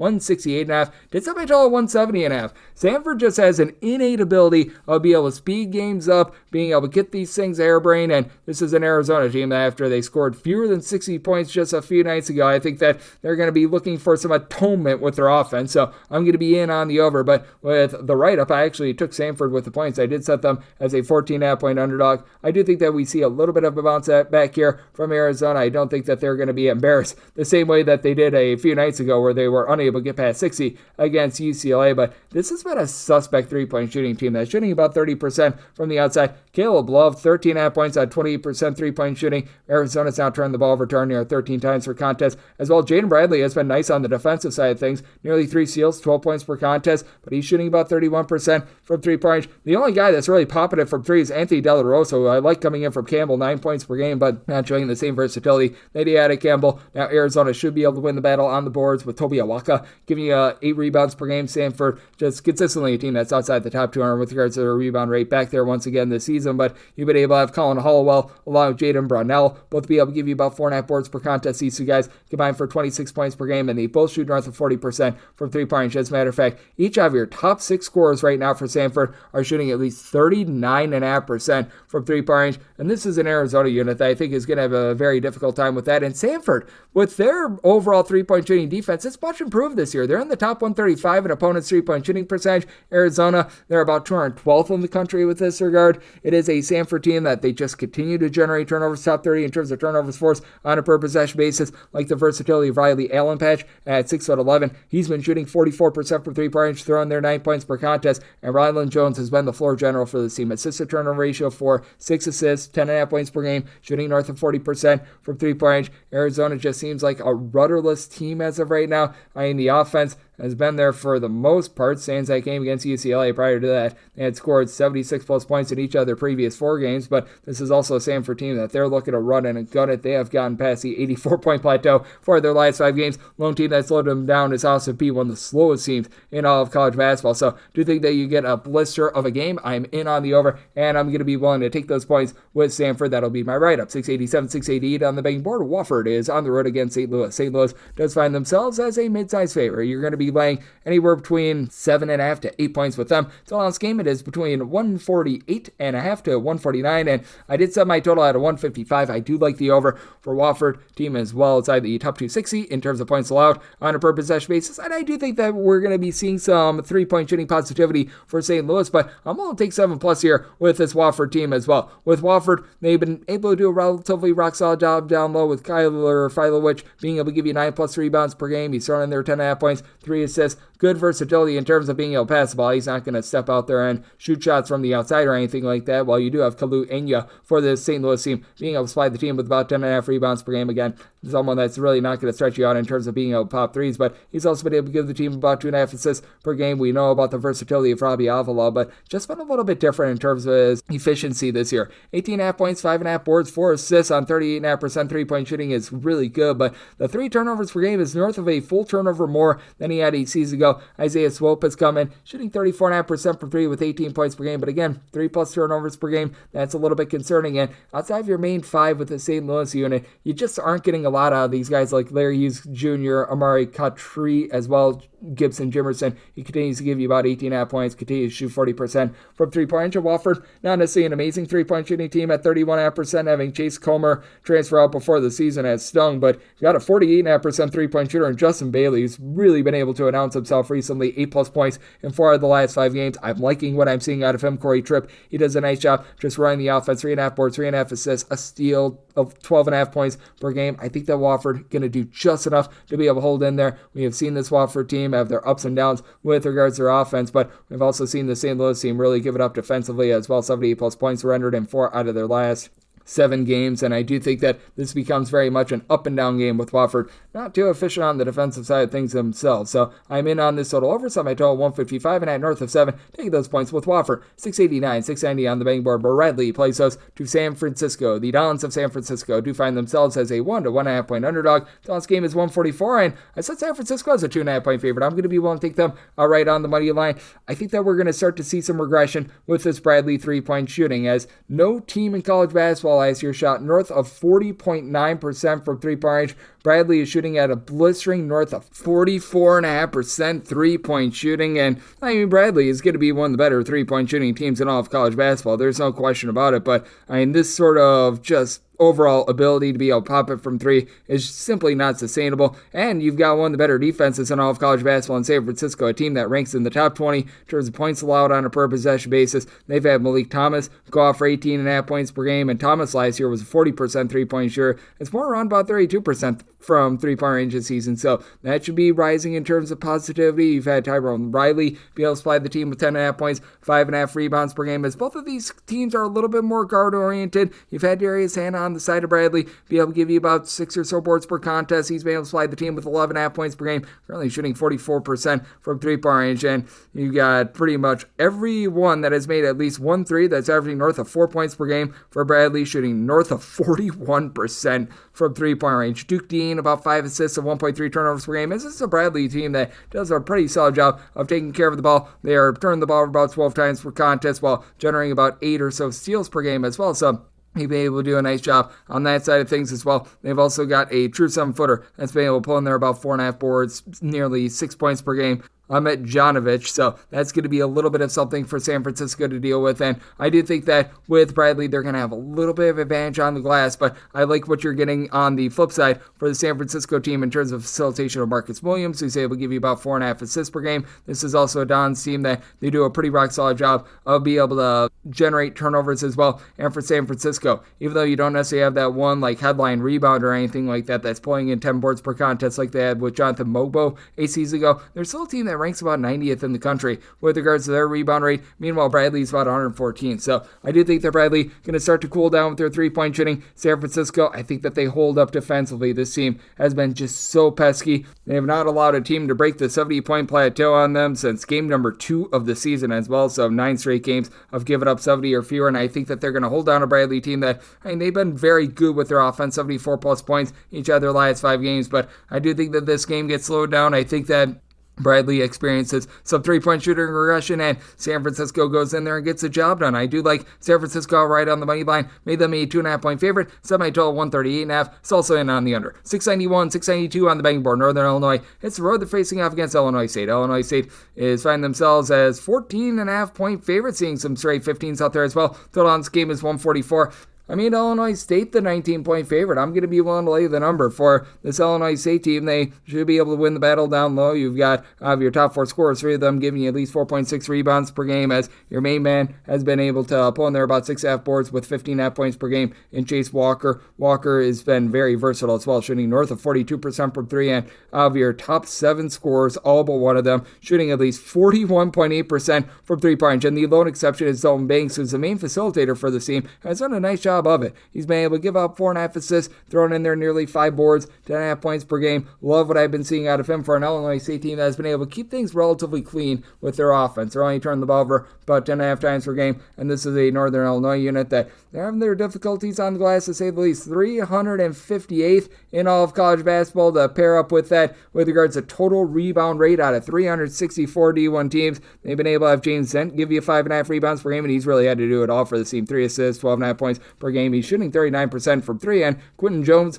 has been able to supply the team with 15 points per game as well, but it is a unit that has just not been able to do a great job down low. They're allowing quite a few open looks from 3-point range as well, and you just don't have great depth with this team. With Ethan Butler missing some time due to injury, Coron McPherson has come in. He's been able to shoot 40% from 3. He's supplying the team with 9 points per contest, but Joe Bundon Jr., the transfer from the Northeast Conference, has only been able to give you about 5 points per game as well, so that's a big issue considering that Northern Illinois shoots about 32.5% from 3-point range as a collective, and right now they're allowing opponents on the road to shoot 43% from 3, 40% overall. I think that this is a big mismatch in this one. I think that Illinois State going to be able to get a nice convincing win, which is why I did set them as a 19-point favorite. Neither of these teams super duper up-tempo, but I do think that the offensive efficiency very much going to be there for Illinois State. They themselves are outside the top 270 in terms of opponents' 3-point shooting percentage as well. They've allowed 72 plus points in 4 of their last 5 games, and you've had this Northern Illinois unit give up 87 plus in 3 of their last 5 and 70 plus in every single one of them. So I'm in on the over, and I'm going to be willing to lay with Illinois State. 693, 694 on the betting board. Toledo, it's the road. They're facing out against Houston. Houston is a favorite of 29.5 to 30 points. Total on this game, it is 142, and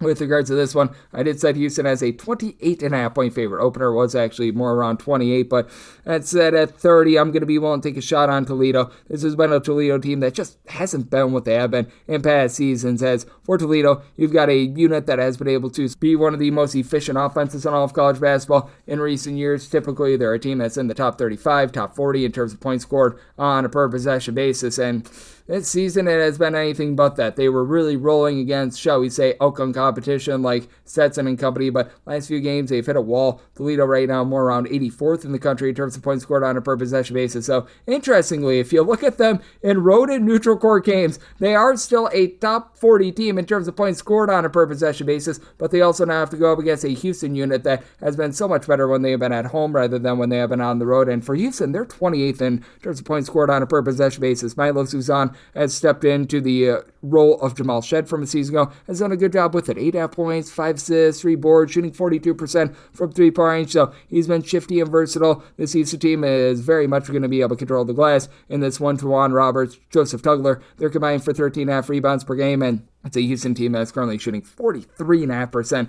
from 3-point range. Again, much like I was talking about with Bradley, should see a little bit of regression there, and then you've been able to have a 16.5 point per game scorer and Sonny Wilson be able to help things out in the Toledo backcourt. He's currently shooting 40% from 3-point range. He's been able to throw in there about a steal per contest as well, so like what he's bringing to the table. Toledo, as per usual, outside the top 200 in terms of points allowed on a per possession basis, and you do have each of your top 4 scorers give you at least 4.2 rebounds per game, but you really don't have a lot of size there. Your leading rebounder right now is 6'6" Sam Lewis, and for Toledo, they're not quite the same 3-point shooting team that they've been in past years, but they're still good at not turning the ball over. They're turning the ball over less than 9 times per game. Houston's name of the game with regards to defense is being able to generate those turnovers, and they've just been able to pound teams into oblivion with 54 points or fewer surrendered in 3 of the last 4 games. The lone exception is their overtime game against San Diego State, where they gave up 62 points in regulation. So I do think that the scoring is going to be much more limited in this game than what Toledo's used to, but I think that this number has just gone a little bit too far out of whack, even though Toledo, again, they're a rough team in terms of being able to guard the arc, and for the Toledo team, they've now given up 80 plus points in each of their last 4 games against Division I competition. I do think that just with the way that Houston plays, it's going to have much more limitations with regards to what you're going to be getting on offense, really on both sides. So I did set my number at a 28.5. I'm willing to take the points with Toledo, and with regards to total, I'm in on the under. Set my total more around a 136.5. 695, 696 on the betting board. It is Loyola Chicago. They play us Canisius. Canisius is a 24.5 to a 25-point dog. Total on this game, it is 144.5, and with Canisius, I made them a 22.5-point underdog. I'm going to be willing to take the points.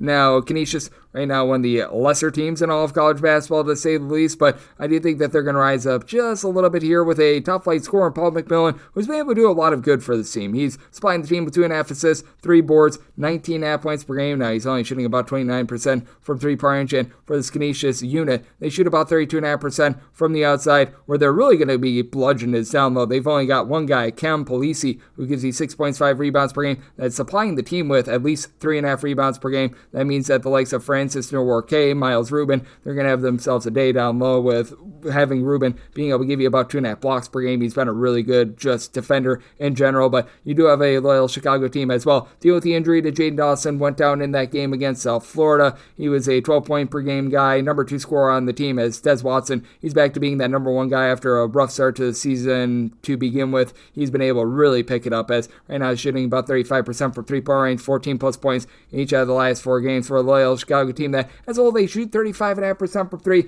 little bit of an issue, though, for Loyola Chicago, and this is something that might spring up sooner rather than later. They're only shooting about 64.5% at the free throw line. You've got a Canisius unit that they actually do a very, very good job of not fouling too much, so that actually works a little bit to their disadvantage as they are in the bottom 5 in all of college basketball in terms of free throw attempts per possession, which that's their main forte. They actually shoot 81.5% the free throw line. That's one of the best marks that you're going to find in the country. And Anthony Bernard, he's been able to give out about 3.5 assists per game, not too much of a primary scorer, but they do go up against the Loyola Chicago team that gets a little bit too aggressive for their own good sometimes. Sometimes they do foul a little bit too much, so that could be able to help out this Canisius unit as well. It is a Canisius team that's going to lose that battle down low, and I like Justin Moore giving you an assist to turnover ratio that's well north of 3. That said, I do think that this summer has gone just a little bit too far out of control, as I do think the Canisius going to get a few more free throw attempts than they typically do, and as a Canisius team that they themselves return the ball over well north of 12 times per contest, and Loyola Chicago has been one of your better mid-major defenses in all of college basketball over the last few seasons, going up against a Canisius team that, in terms of points scored on a per possession basis,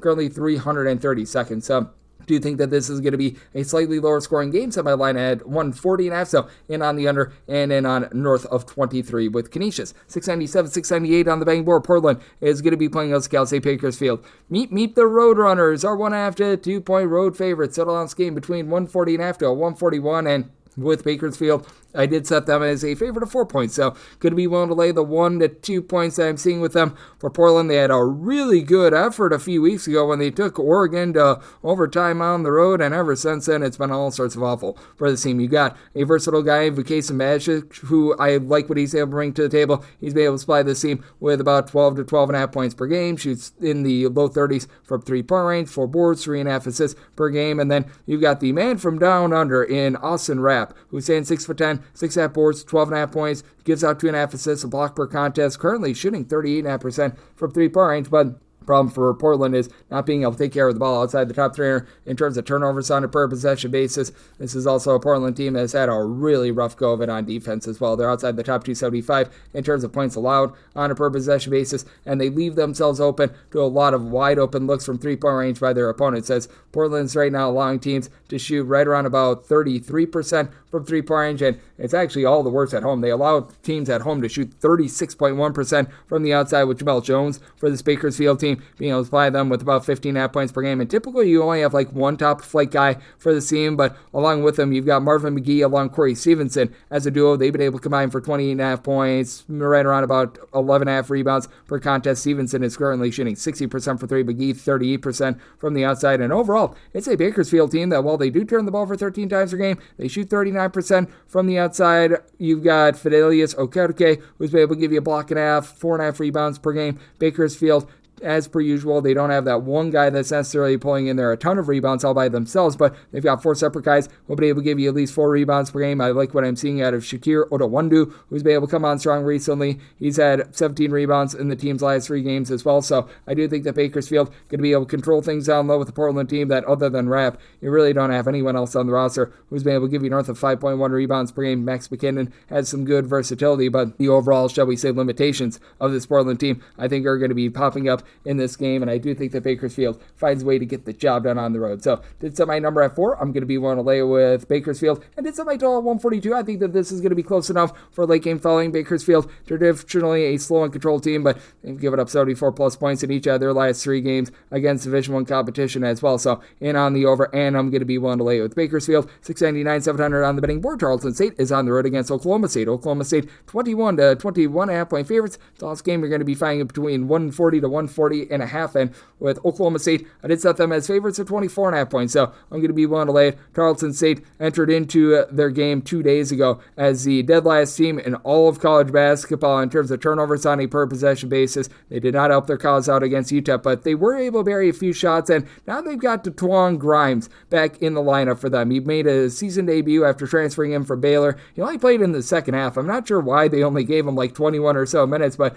he was able to put in their 7 points. He should be able to help out this backcourt a little bit. He certainly can't hurt with the way that they've been playing this far this season. It's Boo Boo Benjamin. He's been able to supply the team with 17.5 points, 4.5 boards, few assists per game, and when he's been out there, Ronnie Harrison Jr. has been rock solid as well, but he's back injured for pretty much a second time this season. That's a bit of an issue. Tarleton State, they have been a top 100 team in terms of turnovers forced on a per possession basis, and actually do shoot 37% from three-point range, with Benjamin shooting 48% from 3, but when you're turning the ball over 21 times per game, you're not going to get too many opportunities to be able to pop it, and for Oklahoma State, this team has been able to do a very good job of generating turnovers. They're generating nearly 10 steals per game, and down low, you don't necessarily have that one dominant rebounder, but you have the duo of Marcellus Avery along with Abdu Usman, who have been able to combine for 10 rebounds, about 23 points per game, and you've got Bryce Thompson along the outside at 6'8", shooting 39% from 3. He's supplying the team with about 10 points per contest. It's an Oklahoma State team that's looking to run and gun it under Steve Lutz. They become a top 75 team in terms of total possessions per game, and along the way of being able to get turnovers, as I was alluding to before, Arterio Dean actually led all of college basketball in terms of steals per game last season. He's been able to give the team 2 steals,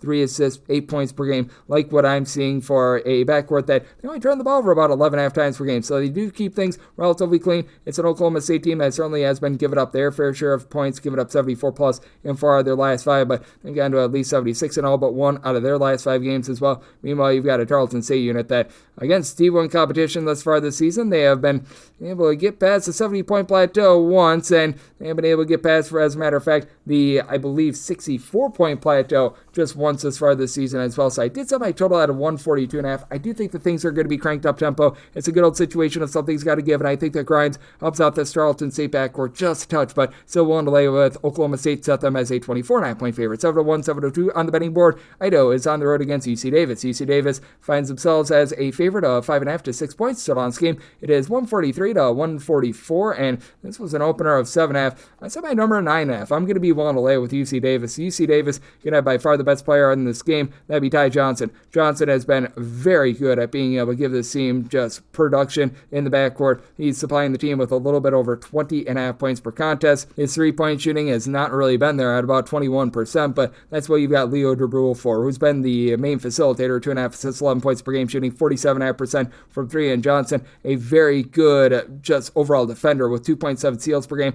Now, this team needs to clean up the turnovers. As for UC Davis, they're turning the ball over north of 15 times per contest, outside the top 320 in terms of turnovers on a per possession basis, and Johnson by himself, 4.3 turnovers per game. That is a top 5 mark in all of college basketball, and that's not a top 5 that you want to be in on, but this is also an Idaho team that leaves themselves very vulnerable from the outside. On the road, they allow opponents to shoot north of 37% from 3-point range. This Idaho team, once again, outside the top 300 in terms of points allowed on a per possession basis, and with Idaho, it's not like this team is doing a great job of generating turnovers themselves, 281st in the country with this regard. Meanwhile, UC Davis, over the last few seasons, they've been a team that's been very good at generating those turnovers. Right now, they are generating a turnover on 26.7% of opponents' possessions when they are at home, and for Idaho, this has been a team that's been turning the ball over about 13.5 times per game. You've been able to have about 11 points per contest in the backcourt from Christian Gonzalez. From 3-point range, he's shooting about 36.5%, and you've got a 46% 3-point shooter, Tyler Muris, who stands 6'7". He's able to supply the team with 13 points per game, but I do think that this Vandals team is going to have a tough time being able to take care of the ball. Now, I think that this is going to be a sloppy game with a whole bunch of turnovers, which I think is going to cause for a lot of good fast break buckets, which is why I did set my total of 143.5. I'm in between the 143 to a 144.5, but personally, if I were to play this right now, I would take a look at the 144.5 under, just because with Idaho, it's very unreliable. This is what you're going to be able to get out of this team night in, night out, because you've got Julius Mims, who's able to give you 6 boards, 9.5 points per game, but some of these ancillary guys like Jamari Breakett, Kyson, Rose, you just don't know what you're going to be able to get out of them. And then for UC Davis, I do think that Niko Dokac going to do a solid job down low. He's been able to supply the team with 7.5 rebounds per game. Also does feel like Idaho just a little bit of a different team when they're on the road, and we've seen this UC Davis team hunker down, giving up fewer than 67 points in each of their last 3 games. So in on the under, and I'm going to be willing to lay up to 9 with UC Davis. 7-3, 7-4 on the betting board. North Dakota plays us at Alabama. Alabama 25 to 25.5 point road favorites, and your total on this game between 167 to 167.5. I set my line at 23.5. I'm going to be willing to take the points with North Dakota. This is still a true road game, and you have to figure that the good folks of North Dakota are going to show up for this game. This is essentially an ode to Grant Nelson, who used to play over at North Dakota State, actually, and I do find it to be very random that they're still playing at North Dakota in this one, but that said, I do think that this has gone a little bit out of sorts, because you know that the good people of North Dakota, whether the kids are on spring break or not, they are very much going to take the opportunity to be able to watch this game. I do think that it's going to be a very good crowd on hand, and just frankly with this Alabama team that I expected a little bit more from in general, because the three-point shooting has been wonky to say the least. Now part of that is because you lose Latrell Wrightsell, but you replace him with Chris Youngblood. They are also going to be looking to use some Mallet a little bit more as well, the transfer that comes in for Pepperdine. He's been able to play 2 games. He's only been able to give you about 6 points, and for Chris Youngblood, you could tell he wasn't fully 100% in his first action out there, and I don't think that he's going to be fully 100% in this game as well. It's a team that is shooting 32% from 3 with Mark Sears taking a bit of a fall from last year. Still giving you 17.5 points, 4 assists per game, but last year shot north of 40% from 3 with closer to about 20 points per game. So that's been a bit of an issue, and Grant Nelson has legitimately been their top player. I mean, he's giving you multiple assists, 8 boards, 12 points, nearly a block per contest, like what I'm seeing there in Cliff Omoruyi down low. He's able to give you about 6 rebounds per game, but for North Dakota, I do think that Trayshawn Eaglestaff is going to be able to step up in this one. 18.5 points, shooting 37% from 3. It is a North Dakota unit that they do allow a lot of open 3-point looks, and this has been a unit that has given up 80-plus points in 4 of their last 5 games. So I do think that you're going to get quite a bit of a higher scoring affair as well. I did set my total at a 165.5. Question becomes, does North Dakota State do their part with regards to this total? And right now I'm thinking no, because even though Alabama's given up 75-plus points in each of their last 5 games, those 5 teams are Houston in overtime, Rutgers, Oregon, North Carolina, and Creighton. They are all better offenses than North Dakota. Let's call it what it is. But I do think that Amar Kuljovic, who's been able to give the team about 6.5 rebounds per game, going to be able to do an okay job down low. Now, the biggest issue that you do have for North Dakota, the turnovers, 13 turnovers per game, but they do go up against an Alabama team that really doesn't press the issue in terms of being able to generate steals, anything like that, that allow North Dakota to be able to get into their sets a little bit more. I think that North Dakota is going to try to just play this game a little bit more slowly in general. I think that Alabama gets the job done. I think that it's going to be a relatively easy win, but I also do think that they are going to show a little bit more mercy than a team normally would in this sort of a circumstance as well, just given the nature of this game. So I did set my line at 23.5. I'm going to be willing to take those points with North Dakota, and I'm in on the under semi total more around a 165.5. Here's another game that I wrote up, 705, 706 on the card. It is New Mexico. They play us to VCU. VCU finds themselves as 2.5 to 3-point underdogs, and this game are between 152.5, seeing as high as a 154.5. I personally wrote this up at a 153, so all the better if you can grab the 154.5 that I'm currently seeing at Circa, but I'm going to be in on New Mexico in this one. I set them as a 3.5 point favorite. What I wrote up was the under, by the way, as I set that total at a 147.5, but for VCU, this continues to be one of the better defensive teams in all of college basketball. As a matter of fact, top 5 team nationally in terms of points allowed on a per possession basis. Where I think they're going to have difficulty, though, is down low. You've got John Clark, who's able to give you about 6.5 or so rebounds per game, but Nelly Jr. Joseph has been a dominator for New Mexico. He's able to pull in their 9.5 boards. He gives you a little bit over a block and a half per contest, and additionally, Mustafa Amzil and his overall versatility, I think, goes a little bit under the radar. He's at 6'9", 6'10", able to pop it from 3, albeit only shooting about 31% from 3-point range, but 14 points, 6 boards per game. Donovan Dent has really been able to straighten things out. This team had 100 billion turnovers against UCLA, but sans that game, they've been able to run some good, efficient offense, 7.5 assists, 17.5 points per game for Mr. Dent, and then True Washington has been a truly good shooter, if you saw what I did there. 2 steals, 11.5 points. He's been able to shoot about 41.5% from 3-point range, and now you're starting to get some of the ancillary guys to be able to step up. You've got something like Philip Vician, hopefully I said that correctly. He's been able to give the team about 5 points per contest. The big man who comes in from Arizona, who was originally from Serbia, we'll put it that way, CJ Nolan, has been able to supply the team with about 9 points per contest as well. And then for VCU, this backcourt, without question, it is very rock solid. They bring in Philip Russell, who's been a nice double-figure scorer for them. Zeb Jackson, who's been in and out of the fold when he's been out there. He's been able to supply the team with 11 points per game. He should be good to go on this one, but has been limited over the last few games, so that means that Max Shulga, Joe Mamasiel, these guys need to pick it up, and they've been able to do so all season long, giving you about 33.5 points per contest. Shulga shooting 43.5% from the outside, but it is a VCU team that is outside the top 200 in terms of ball security as well. They're turning the ball over about 12.5 times per game, and New Mexico has been a top 40 team in terms of turnovers forced on a per possession basis, while it is a New Mexico team that has just been absolutely gunning it. The last time they scored fewer than 80 points in a game, you have to go all the way back to their game against UCLA, but I do think that VCU going to be able to slow this game down a little bit more as their defense, it has been swarming, but that said, I do think that in the end, what New Mexico has down low allows them to get the job done. So I'm willing to lay up to 3 with New Mexico, and did right up the under, as I do think that VCU going to be able to provide a speed bump to this New Mexico offense. 7-7, 7-8 on the betting board. Marquette is playing us to Butler. Butler is a sizable underdog of between 13.5 to 14 points. Total on this game is between 149.5 to a 150.5. Did somebody total 150.5? So at the 149.5, I'm in on the over. Marquette has been able to do a really good job defensively, and they're a top 25 team in terms of turnovers forced on a per possession basis, a top 25 team in terms of points allowed on a per possession basis, and I do think that they're going to bounce back after against State a few days ago. They hung to 63 points up on the board, but I do think that this summer it's gone a little bit too harebrained, because with Butler, they've got their two top scorers back from the season ago, have been performing like it in Jerron Pierre, Jamal Telford. These two guys supplying you with a combined 32 or so points per contest, 9 boards, 5 assists,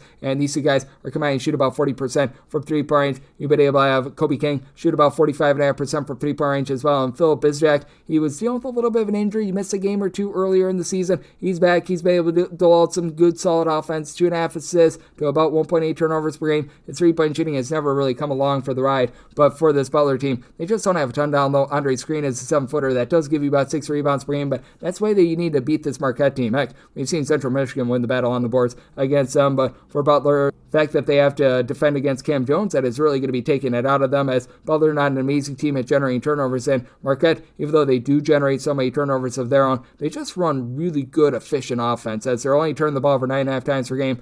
Jones, 6.5 assists, 20 points per contest, shooting north of 40% from 3-point range, and then you've been able to have 39.5% 3-point shooting and 11.5 points per game.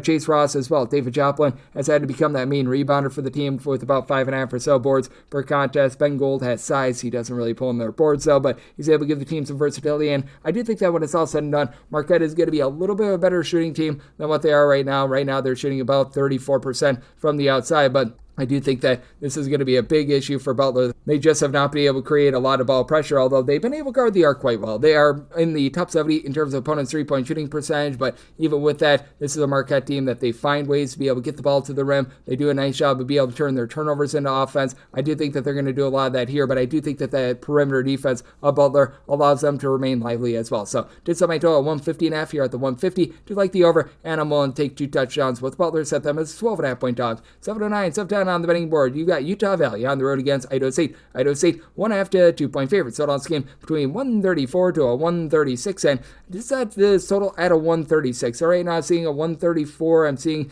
a 135.5, as it feels like Circa's actually quite off with regards to the market value with regards to their totals. I'm seeing that 134 out there. I'm going to be taking that over, but for Idaho State, I do think that they find a way to be able to persevere, get the job done. I set them as a 2-point favorite, so at the 1.5, I'm going to be willing to lay it. For Utah Valley, it's been a very intriguing team. They're not necessarily a team that they play super up-tempo. They don't necessarily play super-duper slowly, but for Utah Valley, it's just all about being able to protect the ball because this team doesn't necessarily generate a lot of turnovers. They're about 275th in the country in terms of turnovers forced on a per-possession basis, but they themselves turn the ball over north of 14 times per game. That is a big, giant issue, and when you're getting up fewer field goal attempts than your opponent, that typically leads to a little bit of doomsday, and for the Citadel State unit, you've been able to have Dylan Darling do a nice job of being able to run the offense. 13.5 points, 5.7 assists, only about 2 turnovers per game. Idaho State not necessarily going to light it up from three-point range, but they're shooting about 32% from three-point range. It could be worse, and you've got nice versatility with about 10 boards, 12 points per game out of Jake O'Neal. Stands right around about 6'4", shooting 36% from the outside. Love what he's been able to bring to the table. Additionally, you've been able to get about 6.5 rebounds and 7 points per game out of your main big man in Evan Otten, who's saying 6'11" as a freshman. He's been able to come in there. He's been able to do a nice job of being able to dominate things, and they're going to need that against a Utah Valley team that has the two Welling brothers. As Carter Welling has been your main man, comes in from UC Irvine, 6 boards, a block and a half, 11.5 points per game, shooting 36% from three-point range for a Utah Valley team that's only shooting 31% from the outside. As Dominique Nelson has been the top scorer of 14 points per game, and they do have a relatively good facilitator with about 7.5 points, 4.5 boards, 4.5 assists per game, as Trevin Leonard has been able to do that, and he actually is shooting north of 40% from three-point range. Makes you wonder why he's not taking more threes than what he is, but you've also got additionally Hayden Welling, who's been able to give you at 6'10", 6'11", about 6.5 points per game. He's able to pop it from three, but not necessarily too efficient there, but it just feels like Utah Valley is a team that's trying to identify who they truly are as a team in general. I wish I could put it any other way because they've got a bunch of really nice pieces, but they just have not been able to come together for the team. Meanwhile, Idaho State, they know what they are. They're a controlled team that has been able to do a pretty solid job of just being able to use what they've got, especially on the defensive side of things. As for the Citadel team, in terms of points allowed on a per-possession basis, they're checking in more in the neighborhood of about 169th in the country, but they're also allowing about 23.5 points fewer per 100 possessions at home rather than on the road. And I do think that they get the job done. Here it is a Utah Valley team playing a little bit more up-tempo, and with how close I think that this game is going to be, you've got a chance for some late-game fouling, so I'm in on the over, especially with this Utah Valley team now giving up 77-plus points in 3 of their last 5 games, and this is an Idaho State team that all of a sudden 70-plus points for them in each of their last 5 games, so in on the over, and I'm going to be willing to lay up to 1.5 with Idaho State. 7-11, 7-12, this will be another game that I write up. Michigan and Oklahoma, they play from the Spectrum Center out there in North Carolina. Michigan a 3-point favorite. Total on this game between 151 and 152. I feel like this line should be flipped. I said Oklahoma is a 3.5 point favorite. I'm just going to be taking them outright on the money line. Once again with Michigan, it's all about doling out good, clean offense, and they're not doing so right now. They are outside the top 320 in terms of turnovers on a per possession basis. And I love the game of Danny Wolf. He's averaging darn near a double-double. He had 7 feet tall, is able to pop it from 3-point range. He has been tremendous there. And Vladislav Golden all of a sudden has been able to find himself as well. With about 12.5 points per game, he is coming off of a monster tear with 17-plus points in each of the last 4 games, a combined 20 rebounds in the last 2 contests as well, so he seems to be finding his footing as well. But this is an Oklahoma team that they do a pretty solid job themselves down low. They're probably not going to win that battle down low just because they don't have as much size as Michigan. But Sam Godwin, Jalen Moore, they've been able to give you more. They're combining for about 13.5 or so rebounds per game. Moore is able to give you 17.5 points. She's 36.5% from 3-point range for an Oklahoma team that they're only turning the ball over about 11 times per contest. You've had Duke Miles be able to supply the team with 43% 3-point shooting, 2 steals, 10 points per game. So love what he's bringing to the table. And you'd like to see Jeremiah Fears not turn the ball over quite as much, at 3.8 turnovers per game, a little bit offsetting, but he's been able to find guys to be able to get open shots, 16.5 points, 4.5 assists, Kobe Elvis being the one main beneficiary as he's entered the building. He's been able to give the team about 10.5 points per game. Even someone like a Glenn Taylor Jr. is able to give you about 6 points per game. So I like the overall depth of this team, and Michigan has quite a bit of depth as well. But again, can these guys in the backcourt get on the same page? You've got Roddy Gale, you've got Trey Donaldson, combining for about 24 points. They combine for 7 assists per game, but they also combine for about 4.5 turnovers per game as well. The team is shooting about 35.5% from 3-point range, with Nabari Burnett shooting 45% from 3. Will Shedder last year actually shot 50+% from 3-point range. He's shooting more in the low to mid-40s thus far this season. So got a lot of guys for Michigan that are able to bomb it from the outside, but this Oklahoma team has been able to hold up relatively solidly defensively. I'm not going to call them like the world's greatest team in terms of their defensive efficiency, but still, in terms of points allowed on a per possession basis, hovering right around about 50th in all of college basketball. Michigan has been rock solid themselves at 13th in the country, so I do think that when it's all said and done, Oklahoma finds a way to be able to get the job done, and I do think that the inefficiency of this Michigan offense is going to be costly, both in terms of the side and the total. As I said, my total 149.5. I'm in on the under, and I'm writing up Oklahoma as I like them outright on the money line. Sub 13, sub 14 on the betting board. CSUN, Cal State Northridge is on the road against USC. USC is a 10 to an 11 point favorite. Total on this game between 150.5 to 151.5. So my number 9. I'm going to be willing to take the points with CSUN. I really like what I've been seeing out of the Cal State Northridge team. And for USC, it's one of those classic Eric Musselman teams that's starting to turn the corner. They get off to that rough start to the season, and now they've been able to pick up a little bit of steam. They knock off both Washington and Montana State in very convincing fashion, but I still have a little bit of a fear as to what you're going to get down low of this team, because Joshua Cohen, who comes over from UMass along with St. Francis, Pennsylvania, he's been able to do a solid job being able to put the ball in the basket, but still only giving you about 2.5 rebounds per game. The lone guy on the roster that's giving you north of 4.6 rebounds per game, St. Thomas, 9.3 points, right around about 4.5 assists, 5.5 rebounds per game, so good versatility there, and USC could improve upon their 31% three-point shooting. You've got guys like Chibusa, Agbo, and company that have shown that they've been able to bomb it in the past, but for the CSUN team, they've been able to do a nice job of being able to deny the three-point arc as well. They're allowing opponents to shoot only about 30.5% from three-point range, and differentially, the teams against them are actually attempting more three-pointers than two-pointers, so they've done a nice job of being able to guard down low. You've got a CSUN team that as well, they shoot as a collective about 35.5% from three-pointers, with Marcus Adams, who is a former top 75 recruit of BYU along with Kansas, being able to step in, give the team 15 points, 5 boards per contest, but Keontae Jones has been that do-it-all guy. 2 steals, 2 blocks, 4 assists, 8.5 rebounds, 15 points per game, all while shooting north of 50% from three-point range. Like, he has been one of the most ridiculously underrated players in all of college basketball this year. It is a CSUN team that goes right around about 9 deep, with 9 different guys playing at least 14 minutes per game. Even guys like Justin Martindale, Tyler Beard, they've been able to do a nice job, being able to make some nice contributions, as Beard is able to give you 3 assists. Does turn the ball over about 2 times per contest. That's a little bit of an issue with this team, but USC has not necessarily been one that has been generating a bunch of turnovers or anything like that, like what I'm seeing of Scotty Washington, being able to supply the team with about 14.5 points per game. And for the CSUN unit, they're one of the better teams in the country with regards to their overall rebound percentage as well. So I do think that they are set up very much to be a pest of USC in this one. CSUN has been one of the more up-tempo teams in all of college basketball this season. Meanwhile, USC, they haven't necessarily been flying the way you'd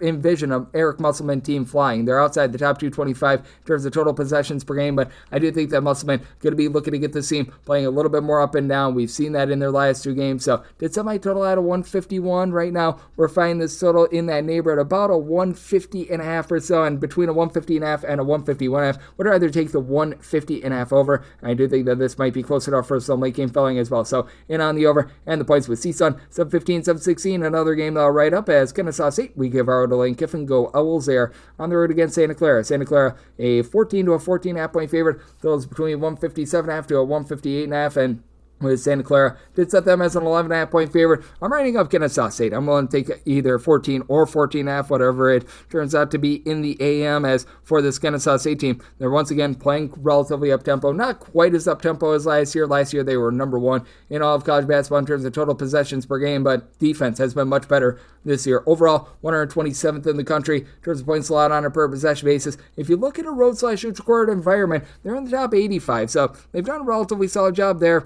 You go up against a bunch in Santa Clara that they're not really popping out in terms of necessarily like one specific category. As I mean, they've been solid all across the board. They do need to get Carlos Stewart going a little bit more after he was over at LSU last year, 2 seasons ago. He was given the same 15 plus points per contest. Now about 12 points, 2.5 assists per game. Is now shooting about 38% from three-point range, and you have your top 3 scorers for Santa Clara, all shooting at least 38% from three-point range. Elijah Mai has been able to come in, and he's been shooting 48% from three-point range. He has been tremendous as a, shall we say, a non-Division I transfer. Christoph Tilley, he's been able to give the team 12.5 points, 4.5 rebounds per game, but at 7 feet tall, you'd expect him to be a little bit more dominant. Down low, he's been playing a little bit more along the outside, and down the ball, he's been able to give you about 11.5 points per game as well, but for this Kennesaw team. I do think that Simeon Cotto is going to be able to keep them lively in this one. Love what he's providing in the backcourt. 3.5 assists, 17 points, shooting 37.5% from three-point. He is really the lifeblood of a Kennesaw team that has been much improved on defense this year. They've been able to do a nice job being able to generate some looks around the perimeter as well, with having another guy off the ball in Adrian Woolley now being able to shoot north of 40% from three, 16 points, 4 boards, 4 assists per game. And then additionally, Jameel Miller. He's come in as a 6'6" freshman. He's shooting north of 40% from three. He's a kid from the great state of Washington. So heading out to the West Coast for this one, and with the likes of Brandon Lew and company being able to give you some relatively good rebounding, I do think that for Kennesaw, having pretty much 4 different guys giving you at least 4.5 rebounds per game is going to be able to do just enough to keep them in this game. And I do think that Andre Weir going to give you a little bit more moving forward as well. He comes in from Florida Gulf Coast, was injured all last season, 2 seasons ago, was a starter for them. He's been able to pull in there about 4.5 rebounds per game, has the range to be able to pop it from three-point range as well, a career about 30% three-point shooter with his size. So I do think that Kennesaw State has a good way of being able to match up with the Santa Clara team, as Santa Clara team has been very feast or famine all season long. So in this one, I'm going to be writing up the points with Kennesaw State. Do think that this is going to be very much an up and down game as well. So semi-total at a 157.5, where we're at right now, between a 157.5 to a 158.5. Personally, I'd rather take the 158.5 under, just because with Santa Clara, been very strange what we've been seeing their offenses here, because they have been very much all or nothing, and defense has been looking a little bit better on both sides for these two teams as well. So I'm looking at the under, and I'm going to be willing to take those points with Kennesaw State. 7-17, 7-18 on the betting board. Pacific plays us to Portland State. Portland State is a 3.5 point underdog. So on this game between 147 to a 148, and for Portland State, I did set them as an underdog of 3.5 points. So right now I'm seeing 1 or 2 straight threes out there. This open up at a 3, and that's my max I'm willing to lay with Pacific, but willing to lay a 3 with Pacific. For Pacific, it's been a little bit of a changing of the guard on over to Dave Smart, who was coaching over at the Canadian level many years ago. He was over at Texas Tech for the last few seasons as well, and has brought with him a pair of guys that have been able to really transform this offense, as you've been able to have Lamar Washington come in. He's been able to give the team north of 7 assists per game. Now, it is a Pacific team that has been really lacking from the outside. Their shooting is collective, less than 30% from three-point range, but they do go up against Portland State team that, for one, they are very much playing up and down. For Portland State, they're in the top 30 in the country in terms of total possessions per game, but for 2, this has been a Portland State team that they need to pick it up with regards to the defense, as they're currently 328th in all of college basketball in terms of points allowed on a per possession basis. For Pacific, more around 215th in the country, so they've been able to do a quality job there. And what I do like about this Portland State team is Keontae KQ Myers, who's been able to do a really nice job being so versatile for the team. 9 points, nearly 7 assists per contest. I believe that he's in the top 10 nationally with regards to his assists per game. Generates a steal per contest, so he's been able to do a really good job with that regard. And he's been really consistent with the assists. I think that he's only had fewer than 5 assists in 1 or 2 games thus far this season, but you just need a little bit more in the low post for the team, as Isaiah Johnson has been able to give you about 5.5 or so rebounds per game. One guy that's really giving you north of 4.6 boards per game, Shane Noel, who comes over from UNLV. He's been solid, 11 points, 4.5 boards, shooting about 31% from three-point range, while Jalen Henderson has been the top scorer, shooting 41% from 3, throwing in there about 15 points per game. But Ismail Habib has been missing quite a bit of time thus far this season due to injury. That was really one of their top main guys coming back from season ago. We haven't seen him here in the month of December, probably going to be out once again, and that's a little bit costly for this Portland State team, as in the 3 games without him, they've knocked off a non-D1 team, and in the other 2 games without him, they lose to Denver. That is not a good loss, and they lose on the road to Seattle, giving up 90 points along the way. Meanwhile, for Pacific, they've been stuck in neutral with their offense, 66 points or fewer in each of the last 4 games, so it's a good old situation of something's got to give. Portland State is absolutely running it and gunning it. Pacific has had a tough time putting the ball in the basket, and I do think that Portland State's starting to get their sea legs under them without Habib, and I do think that Pacific is going to take advantage of a Portland State team that is looking to absolutely fly. So I'm going to be in on the over. I set my total at a 149.5, and a 3 or less, one to lay with Pacific. 719, 720 on the betting board. It is Washington. They play us Washington State. Washington State, a 3.5 to a 2.5 point underdog. Total on this game is between 148.5 to a 149, and I did set my line at 2.5. 3 plus, I'm going to be willing to take those points with Washington State.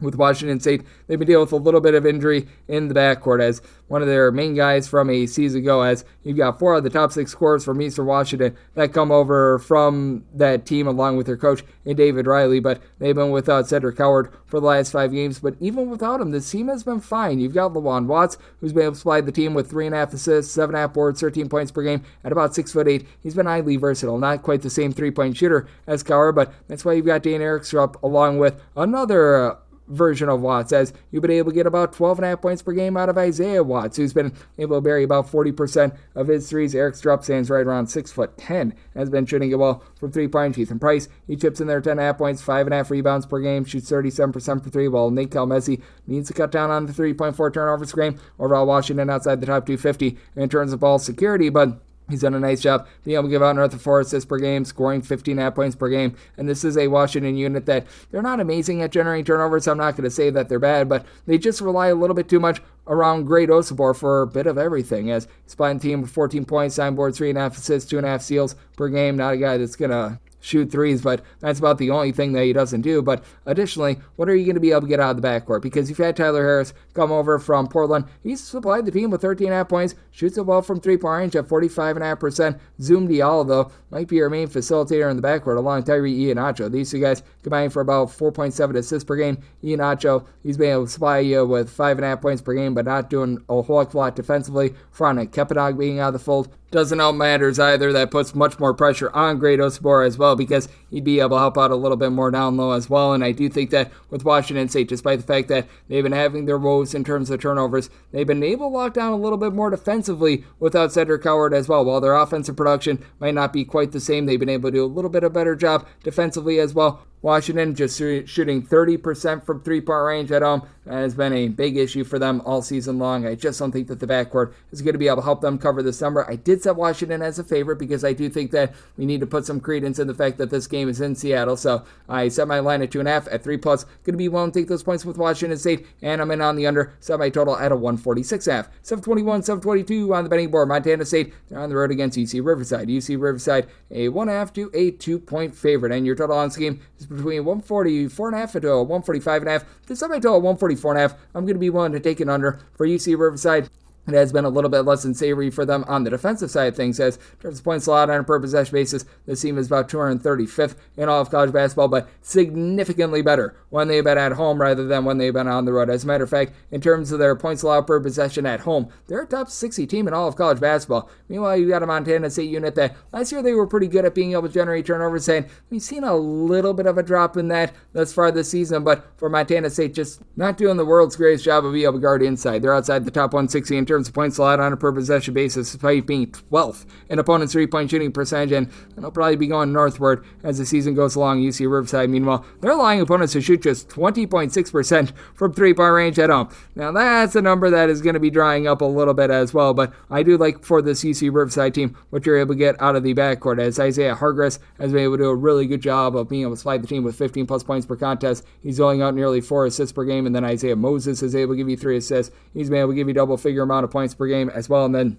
on the flip side, it's a Montana State team that does have nice size and versatility. You don't necessarily have that one guy that's going to be pulling in a whole bunch of rebounds, but you've been able to get right around about 13 or so points per contest with 4 boards per contest out of Brandon Walker, who's been able to do a nice job supplying for the team. Max Egbung-Polo has been able to give you 5.5 rebounds per game. He's going to be matched up with Joel Armatrading, the transfer from Cal Poly, who's been rock solid for the UC Riverside team down low. He's given the team right around about 6 boards, a block per contest, so I've been liking what I've been seeing there. He's got good 6'10" size that's going to be tough for Montana State to be able to match up with, though. Montana State overall shooting about 37% from 3-point range. That's the top 75 mark in all of college basketball, and it's really spread out with them, with Brandon Garaki right now shooting 42.5% from 3-point range at 6'6". He's been really their most versatile player, and I do expect a little bit more moving forward. Tyler Patterson, right now he's shooting about 43.5% from 3, but just 6.5 points per game. Last year he was flying the team with more like 8.5 points per game, but for Montana State, they're just a team that has been very strange with the way that they've been operating down low for the UC Riverside team. I think that they're going to do a nice job getting to the bucket, and Riverside, one of the better teams in all of college basketball, being able to protect the rock, and their defense has very much improved as the season has went along. 68 points or fewer surrendered in 4 of their last 5 games. Meanwhile, you've got a Montana State unit that in regulation, 65 or fewer, give it up in 4 of their last 5. So this is a circumstance where I'm going to be taking a look at the under, set my total at 144.5, and I'm willing to lay up to 2 with UC Riverside. This last game on the normal Las Vegas betting board before we hit the extra games, 723, 724. It's Loyola Marymount, and they play us at UC Santa Barbara. The Gauchos are a 2 to 2.5 point underdog. Total on this game between 141 to a 142.5. Semi-total 135.5.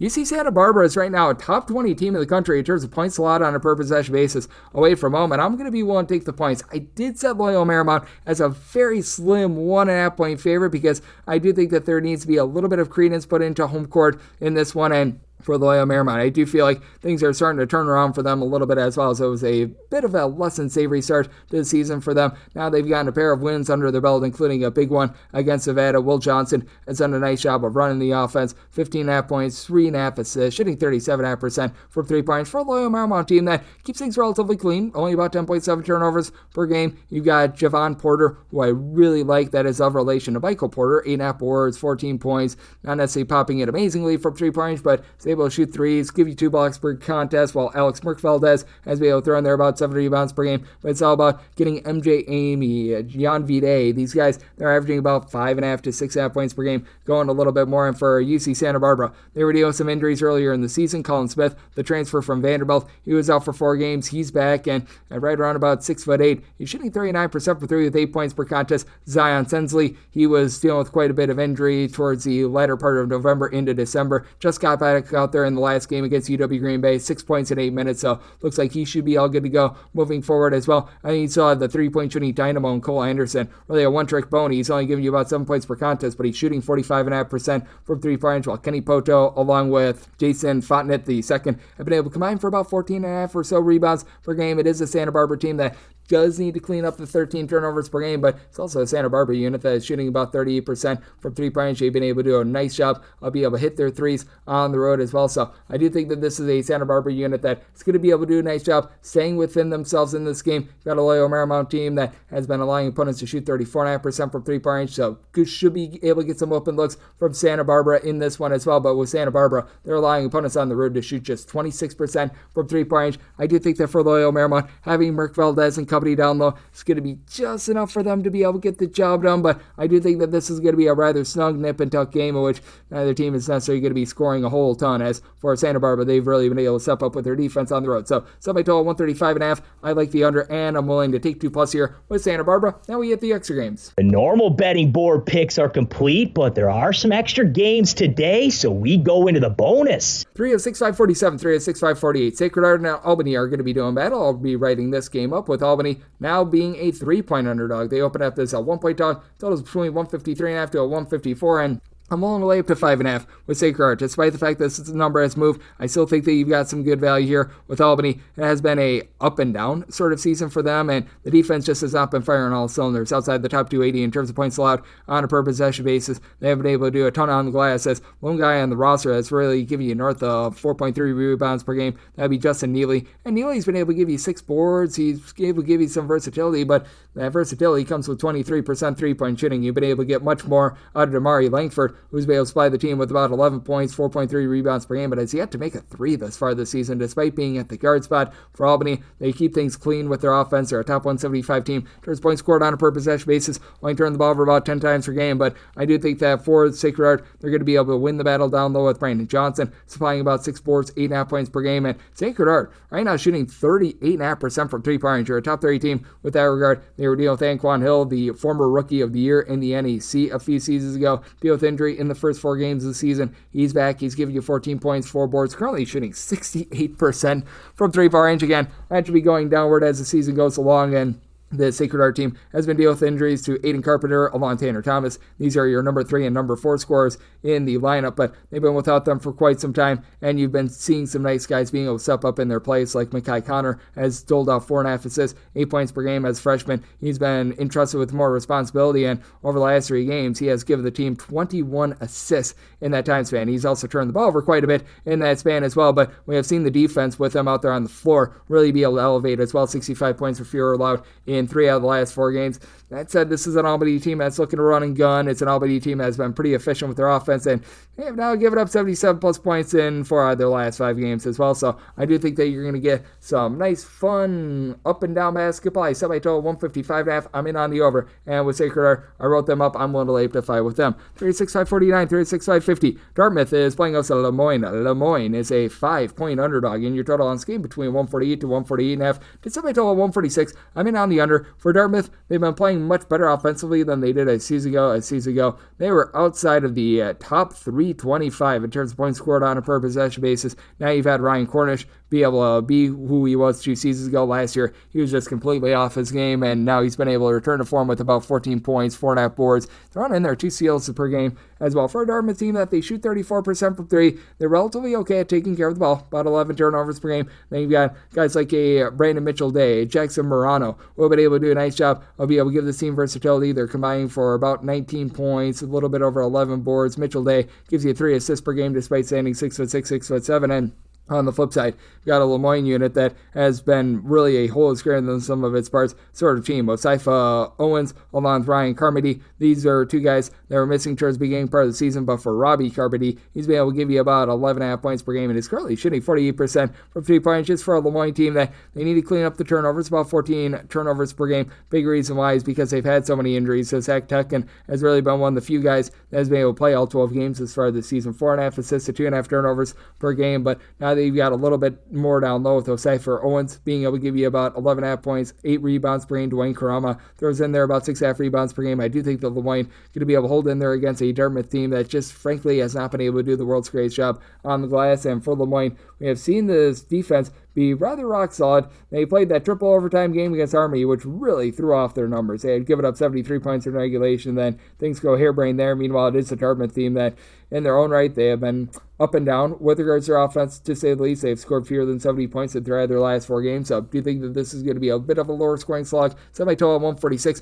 in on the under of Dartmouth. Made them a 6-point favorite, so I'm going to be willing to lay to 5.5 there with their versatility. 36-551, 36-552. East Texas A&M plays us Abilene Christian. Abilene Christian, an underdog of 8 points. Total on this game between 140.5 to 141. Made Abilene Christian an 8.5 point favorite. Don't want to be going past an 8, but I'm willing to lay an 8 with them, as East Texas A&M, one of their biggest attributes is that they have a tough time taking care of the ball. They are turning the ball over well north of 15 times per game, one of the worst marks you're going to find in all of college basketball. And the hallmark of this Abilene Christian team always being able to generate turnovers. They've been playing much slower than they have in past years as well. So I do think that they're going to be able to crank down the tempo a little bit more in this game. We've seen this Abilene Christian team do a really good job with their defense, giving up 70 points or fewer in 3 of their last 4 games. And with Abilene Christian, the lone exception was when they went up against Baylor. And Baylor is just a little bit of a different animal in general, but this Abilene Christian team, as per usual, is a team that is a very deep team. They've got pretty much 8 different guys that play north of 13 minutes for them. And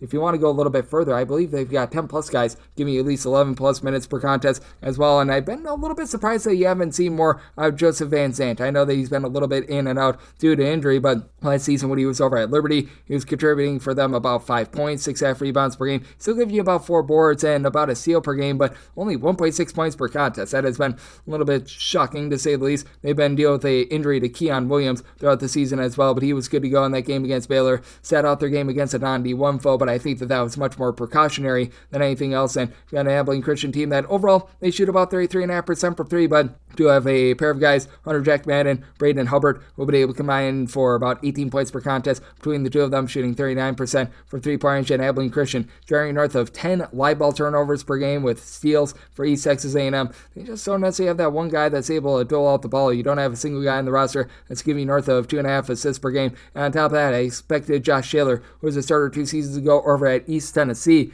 as a main forward for them, to give them a little bit more than 6 points and 5 boards per contest. That's been able to give you a little bit over a block per game as well. But for this East Texas A&M team, they also shoot 64.9% on the free throw line. For for a team that does foul quite a bit. They shoot 31% from three-point range. You've had Khalik Abdul-Mateen be able to supply the team with about 10.5 points per game, but they've also been dealing with an injury to Yusuf Salah. He's back in the lineup, which does help them out a little bit as began his career at Idaho. Last year was at UIC. Career about 35% three-point shooter. That should be able to help out East Texas and their overall backcourt play, but guys like Tate Mosher and company being some of your primary low-post defenders, not really going to work out in this game, even though Abilene Christian doesn't necessarily have ideal size. They still have way more size than East Texas A&M. Should be able to force an East Texas A&M team that just keeps turning the ball over left and right into a ton of them, and I think that that's going to cause for a lot of dead possessions that are going to be costly to the total. I set my total 134.5, so in on the under end with Abilene Christian. Willing to lay up to 8 with them. 3 of 6, 553, 3 of 6, 554. It is Mercyhurst on the road against Binghamton. Binghamton is an underdog of 7.5 points. Total on this game, it is 133, and with Binghamton, I did set them as a favorite of 8.5 points. I'm going to be willing to lay the 7.5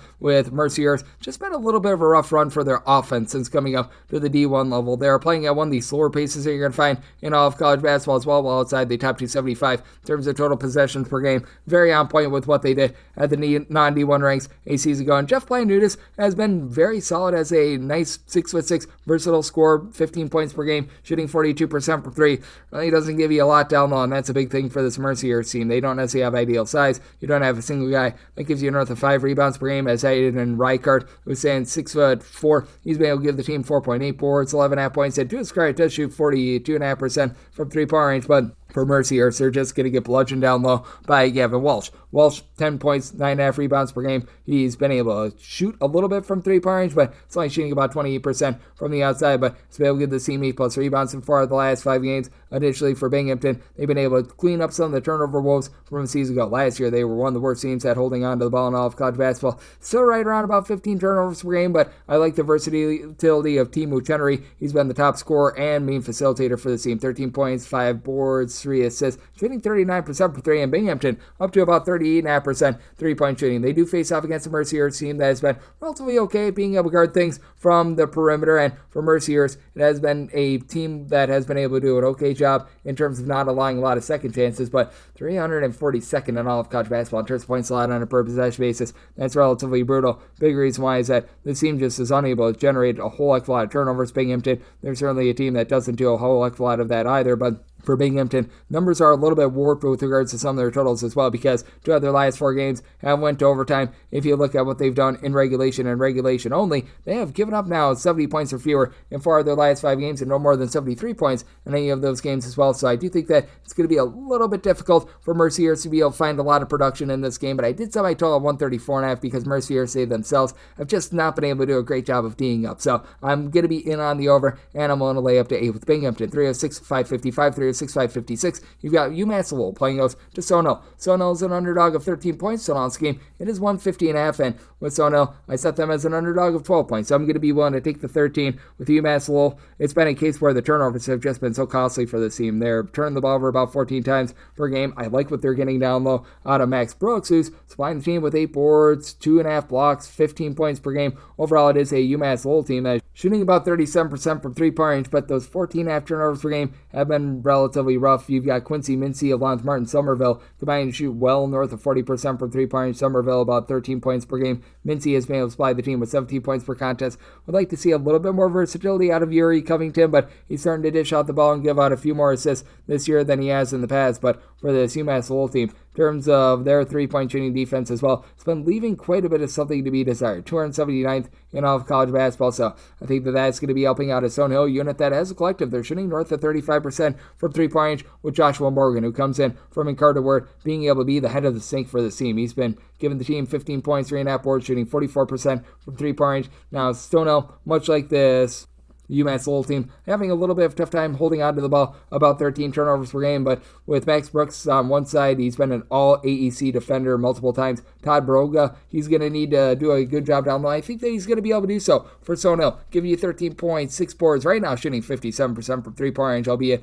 on a little bit of a small sample size, but this guy's been versatile at 6'7". He's been able to do a nice job down low. Amir Nesbitt has been able to do a nice job being able to get the ball to guys in space. 3.5 assists, 8 points per game, setting them up for those good three-point looks. It's been a Stonehill team that has been able to go quite deep into their bench as well. They've right now got 9 separate guys that have been able to give you at least 15 minutes per game. I think that that that's going to be able to keep them lively against a UMass Lowell team that's very much looking to crank up the tempo. It's a Stone Hill team that they're neither super duper fast or super duper slow, but I do think that we're going to see a lot of offensive efficiency in this game. Semi-total at a 156, so in on the over, and we'll take those 13 here with Stone Hill. 3 of 6, 557, 3 of 6, 558. South Carolina State is playing on the road against USC Upstate. Upstate is a underdog at home of between 1.5 to 2.5 points. This game is 149.5 to a 150, and made Upstate the very slim 1-point favorite. So I'm going to be looking at them right on the money line.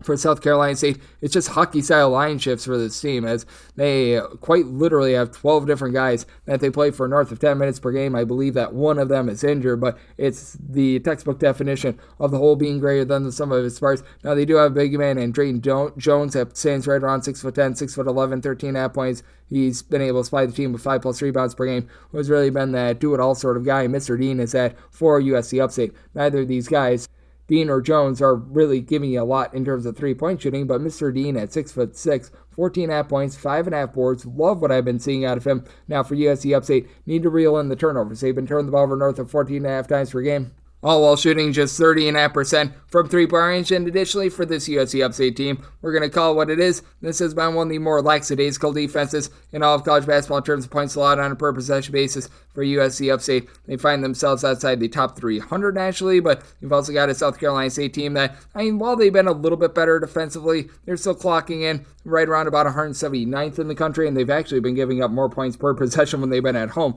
rather than on the road, strangely. But I do think that for USC Upstate, they're going to be able to find a little bit more offensively at home. I do think that you're going to be able to get a lot more moving forward as well out of both Cam Gregory along with Brett Harris. These two guys have been combining for about 21.5 points per game. Harris is shooting about 32.5% from the outside, and with this South Carolina State team, they just still don't have that main facilitator. Mitchell Taylor is starting to take over that role with about 2.5 assists per game, but we're noticing that with the South Carolina State team, it has been a case where the defense has been taking a little bit more of a stranglehold than the offense, and for USC Upstate, this is a team that's looking to absolutely fly themselves. So, interesting circumstance here. I did set my total at a 155. I do think that you get very much an up and down game here, so I'm in on the over, and I do like USC Upstate right on the money line. 3 of 6, 559, 3 of 6, 560. Let's say is playing against Fairleigh Dickinson. Fairleigh Dickinson hopes to be fairly priced, as they are 13.5 point underdogs, and your total on this game, it is 161.5 for Fairleigh Dickinson. Made them a 16.5 point underdog, so going to be willing to lay the 13.5 for Fairleigh Dickinson. Just once again, it's all a case of the defense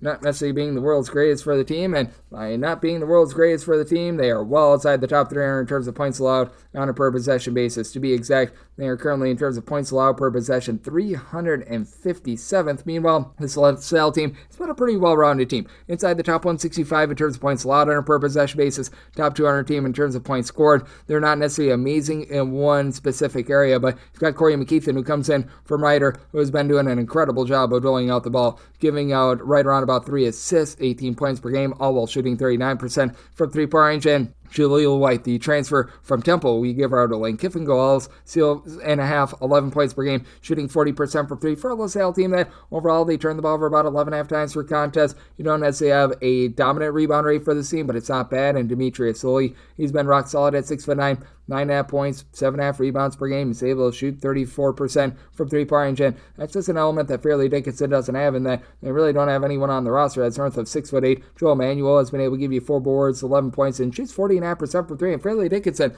one of your better mid-major offenses that you're going to find, is they only turn the ball over about 11.5 to 12 times per game. They shoot 38% from three-point range. You've got north of 22 points, 6 boards, 3 assists per game out of Terrence Brown. Brown, as a matter of fact, a top 8 player in all of college basketball in terms of points per game. And for Fairleigh Dickinson, the team has been able to get to 70 on the regular, as each of their last 5 games they've been able to get past the 70-point plateau, and they've been playing against some good teams. Like, they played against Villanova and gotten past the 70-point plateau. Really, the lone team that shut them down thus far this season is Nebraska. That's the only team that has been able to hold them to below 70 points all season long. They even got to 76 against St. Peter's, so they've been able to do a really good job in terms of that offense, but defense just continues to get gashed time and time again. You don't really have a lot down low either, as you've been able to get about 5 boards, 8 points per game out of Bismarck Desai. But I do think that when it's all said and done, Frank Dunphy, with just how good of a coach he is, he's going to be able to lead this LaSalle team, and what I think is going to be very much an up and down game, and be able to get the job done here. Did semi-total 158.5. LaSalle, a little bit more of a mid-tempo team. LaSalle's been able to do a relatively solid job defensively overall this year. It's been a little bit of a rough patch for them, giving up the 80 plus to St. Joe's and North Carolina, but I do think that they're going to get things reeled in a little bit more here, so I'm in on the under, and I'm going to be willing to lay it with LaSalle, 306-561, 306-562. South Florida is playing against Bethune-Cookman. Bethune-Cookman is a underdog of 12 points. Total on this game, it is 145 to 145.5. Maybe my total 146.5. I'm going to be willing to lay it with South Florida. For South Florida, it's been a less than savory year for them, both on the court and off the court, obviously. Losing their coach, Amir Abdul-Rahim, has been rough, and on the court, the team has won 5-5, and they're coming off of a few pretty brutal losses. They actually held in there against Loyola Chicago. That was a game where Jaden Dawson went out after like a minute or two. But for South Florida, they just need to be getting a little bit of help for Jamiel Reynolds down low, because he's been great. He's been giving the team a block, 8.5 rebounds, 10.5 points per game, but really nobody else is hitting the glass for the team. You've had Dante Green be able to supply about 5 or so rebounds per game out of him. Brandon Stroud has been able to give you about 5 rebounds per game as well, but these guys are looking to stretch the floor, not doing a very successful job of it, and turn the ball over about 13 times per game. Bethune-Cookman last year was one of the better teams at generating turnovers in the country.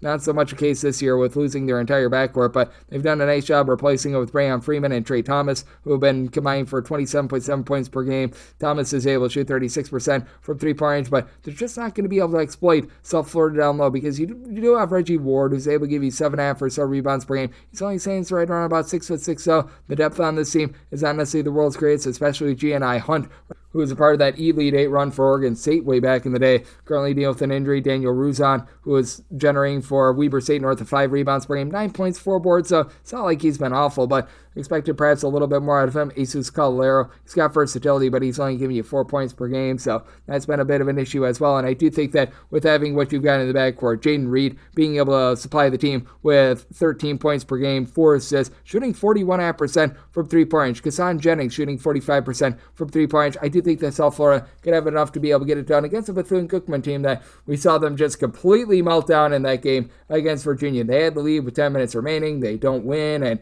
they don't cover the double-figure number. That was one of the worst beats that you're going to be finding all season long, but part of that as well with Bethune-Cookman and the way that they've been melting down has been the way that they have been guarding the perimeter. As for Bethune-Cookman, right now they are 244th in the country in opponent's three-point shooting percentage at 35.7% away from home. I do think that that allows South Florida to be able to get a big number up on the board and cover this number. So I did set my line at 12.5. I'm willing to lay it with South Florida, and with regards to the total, I'm in on the over. Set my total 146.5, 306.563, 306.564. Queens NC is playing against Mercer. Mercer is a 1-to-1.5 point underdog. So on this game, you're going to be finding it at a 157.5 to a 158, and with Mercer, I did set them as a 1.5 point underdog. I'm seeing a straight one out there, and that'll be my max buy point on Queens NC. If we get to 2+, that'll be my buy point on Mercer, as I do like Ryan Ritter as a coach. Ritter has been able to be a winner wherever he's went, whether that be Bethune-Cookman, whether that be over at his previous stop as well out there in the Ohio Valley Conference with UT Martin. Team does need to tame down the turnovers. They've been turning the ball over well north of 13 times per game, but you tell that the backcourt, it does have quite a bit of upside. Ahmad Robinson, along with Tyler Johnson, have been your main two scorers, with Johnson off the ball giving you about 16.5 points, stealing half, shooting 42.5% from 3, and Robinson 4.5 boards, 5.5 assists, 2 steals, 16 points per game. Now the question mark is who's going to be able to help these guys out. As you've also had Alex Holt down low, give you about 6.5 boards per game, but it is a Mercer team that is turning the ball over 13 times per contest. You've had Cam Bryan only be able to give you about 2.5 to 3 rebounds per game, and this Queens NC team should be able to win that battle down low with Malcolm Wilson supplying the team with 6.5 rebounds per game. Queens NC has had a few turnover woes of their own. They're turning the ball over 13 times per game, but I like the way that Leo Camarillo has been able to come alive for this team. He comes in from Fresno State at 6'7", 11 points on 35% three-point shooting, and he's coming off of a 27-point performance, and as a matter of fact, 14-plus points in 4 of the team's last 5 games. Additionally, you've got a backcourt that has Cash in there, as Bryce Cash has been able to give you about 3.5 assists per game, was a much better scorer a season ago as well. He's down to about 6.5 points per contest. He needs to bounce back a little bit, but Ajon Anderson has been able to help the team out in the backcourt, especially with the way that he's been able to give you some plus defense with a little bit over a steal per game, 9.5 points per contest. As Queens NC, last year they were just absolutely atrocious with regards to their defense. Not saying that they're amazing this season, but they've been able to do a much better job around the perimeter, allowing opponents at home specifically to shoot 20.5% from three-point range. Overall, more around about 240th in the country in terms of their opponent's three-point shooting percentage, and that number should be going northward, but I do think the Queens NC going to do a rock-solid job down low. That'll allow them to be able to win this game outright, so I set my line at a 1.5 with the number numbers that we've got right now, I'm willing to lay the 1 and not a half a point more with Queens NC. And with regards to the total, I did set mine at a 155.5. Queens NC a little bit improved with their offense, and both of these teams turning the ball for quite a bit. So in on the under, and I'm going to be willing to lay the 1 with Queens NC 3-0-6-5-65, 3-0-6-5-66. Wagner is going to be playing us to Manhattan. Manhattan, a underdog of 3 points on this game is 128. Set my total at 122.5. I'm back in on the under. Wagner is a bottom 15 team in all of college basketball in terms of points scored on a per possession basis. Manhattan is a bit better on offense themselves, but for this Manhattan unit, even though you do return a lot of pieces from last year's backcourt, this has still been a team that's been a little bit too sloppy with the ball. You've been able to get north of 4 assists per game out of Jaden Winston, who's only turned the ball over himself about 2.2 times per game, but as a collective unit, this Manhattan team, about 12 turnovers per game while shooting 32% from the outside. Will Snyder is a guy that I like down low, 6 boards, 15 points per game, while you've also been able to get right around about 6 rebounds and 8.5 points per contest as well out of Messiah Gilliard, who's stepped in as a non-D1 transfer and has been able to do a nice job with that overall versatility, but again, only shooting about 25% from 3-point range, while Shaquille Bender, 2 assists, about 12 points per game. He's been able to do a nice job, but this is also a Manhattan team that's dealing with injuries to him and many other guys as well, so that's been a bit of an issue. While this Wagner team, their offense, it has been absolutely atrocious. You take a look at this defense, though, they have given up 66 points or fewer in pretty much all but one of their games thus far this season. They allow Rutgers to score 75 points night number 1, and that's the only time they've given up more than 66 this season. Even to St. John's, they only gave up 66 points. RJ Green is right now leading the way with about 9 points, 5.5 rebounds per game, while Javier Esquera, for how low scoring the team is, the fact that he's giving out 4.3 assists fewer than 2 turnovers per game is honestly impressive. And Wagner is not the world's worst outside shooting team. They're shooting 33% from 3-point range. You've got guys like Zaire Williams that are able to contribute. Say Blake. These two guys have to deal with injuries throughout the entirety of the season. They're both right around 6 to 7 points per game scores, but Blake should be good to go in this one. When he was over at UW Green Bay 2 seasons ago, was a north of 40% 3-point shooter, and this team down low, they've got quite a few guys who are able to give you some relatively good rebounding. Green is leading the way with about 5.5 boards, but Keontae Lewis, who's saying 6'9", I like his overall game. He's able to give you 4.5 rebounds per game. I think that he's going to be able to do a good job of helping this Wagner team out on the glass against a Manhattan team that should have a little bit of advantage there, but with this Wagner team, they've been one of the better perimeter defenses in all of college basketball. Nothing is coming easy on this Wagner team. I think that this is going to be another slog. I did set my line at 2.5 with Wagner. I just have a tough time laying this number because with Wagner, they just have not been able to put the ball in the basket themselves. So I'm in on the under, and at 3+, I'm willing to take those points with Manhattan. 306, 567, 306, 568. Mount St. Mary's is on the road against Long Island. Long Island is a underdog of 1.5 to 2 points at home. 139 to 140.5 is your total, and with Long Island, I set them as a 2-point favorite. So I do like Long Island outright on the money line. For Long Island, it's been a little bit teeter-totterish with regards to their backcourt, but after what they went through the last 2 seasons, this has been a massive uptick in overall production as Hot Rod Strickland needed a little bit of help in the coaching department, so they hire on Gerald Gillian, and he brought with him Brent Davis. Unfortunately, he's been dealing with injury and was one of the better players in terms of generating steals in all of college basketball last season, but they made do with Malachi Davis coming on over from Arizona State and just dominating. 2.5 assists, 17 points per game. Not a great 3-point shooter, but you've been able to have Terrell Strickland, that would be the son of Rod Strickland, be able to contribute about 5 boards, 5 assists, 9 points per game, and he has been shooting 40% from 3-point range. Long Island still leaving something to be desired. Down low, you've been able to get about 5.5 rebounds per game out of Shadrach Lassou, who comes over from the country of Canada, and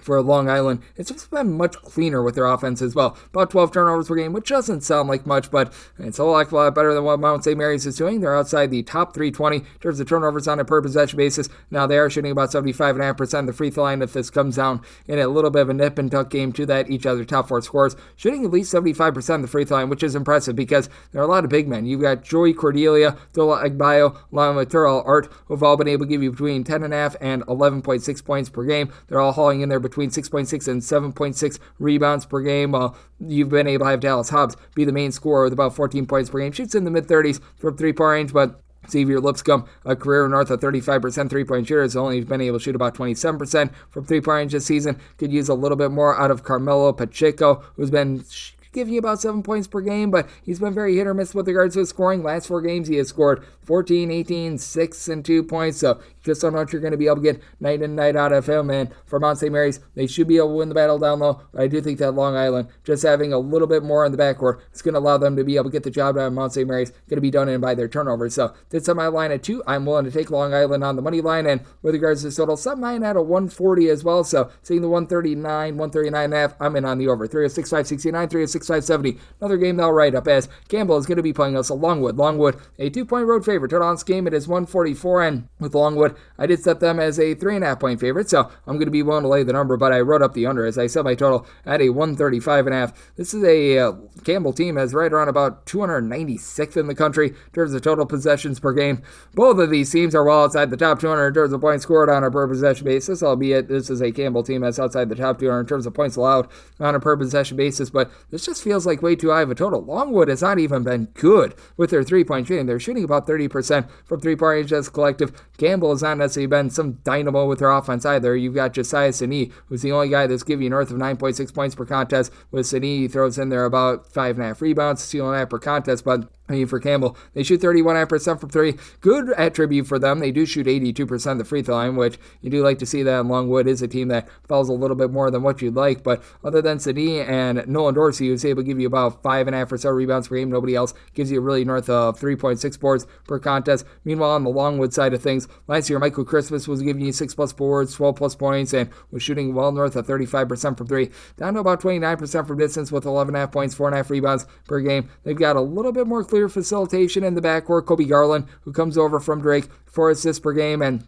has given the team a little bit over a seal, 10.5 points per game. I've been liking what I've been seeing out of him, but he just doesn't have a lot of guys that will be able to help him out in that backcourt. As Kyrell Luch along with KJ McClurk, these are two guys combined for about 19 to 20 points per game. Luch began his career over at St. Bonaventure and over at Holy Cross as well, but just has not been able to transform this offense the way that you'd like. And McClurk was a D2, really one of the better guards at the Division II level as well. He's shooting 34% from 3, not giving you a lot of facilitation, so it's been strange what we've been seeing out of Longwood because they've got quite a bit of depth. They've got a lot of guys that are giving you like 6-7 points per game, but not really guys that are able to elevate. But even with that, I do think that they take it to a Campbell team that just frankly doesn't have a lot down low. Both of these teams have been struggling on the glass, but neither of these teams necessarily playing fast. Neither of these teams necessarily hitting their shots as well. So I'm writing up the under. Now with Longwood, willing to lay up to 3 with them. 36-571, 36-572. It is American, and they have to throw their facing off against St. Joe's. St. Joe's hopes to not be average Joe's, as they are 12-point favorites, and Toledo's game between 141 to 142. I set St. Joe's as a 14.5-point favorite.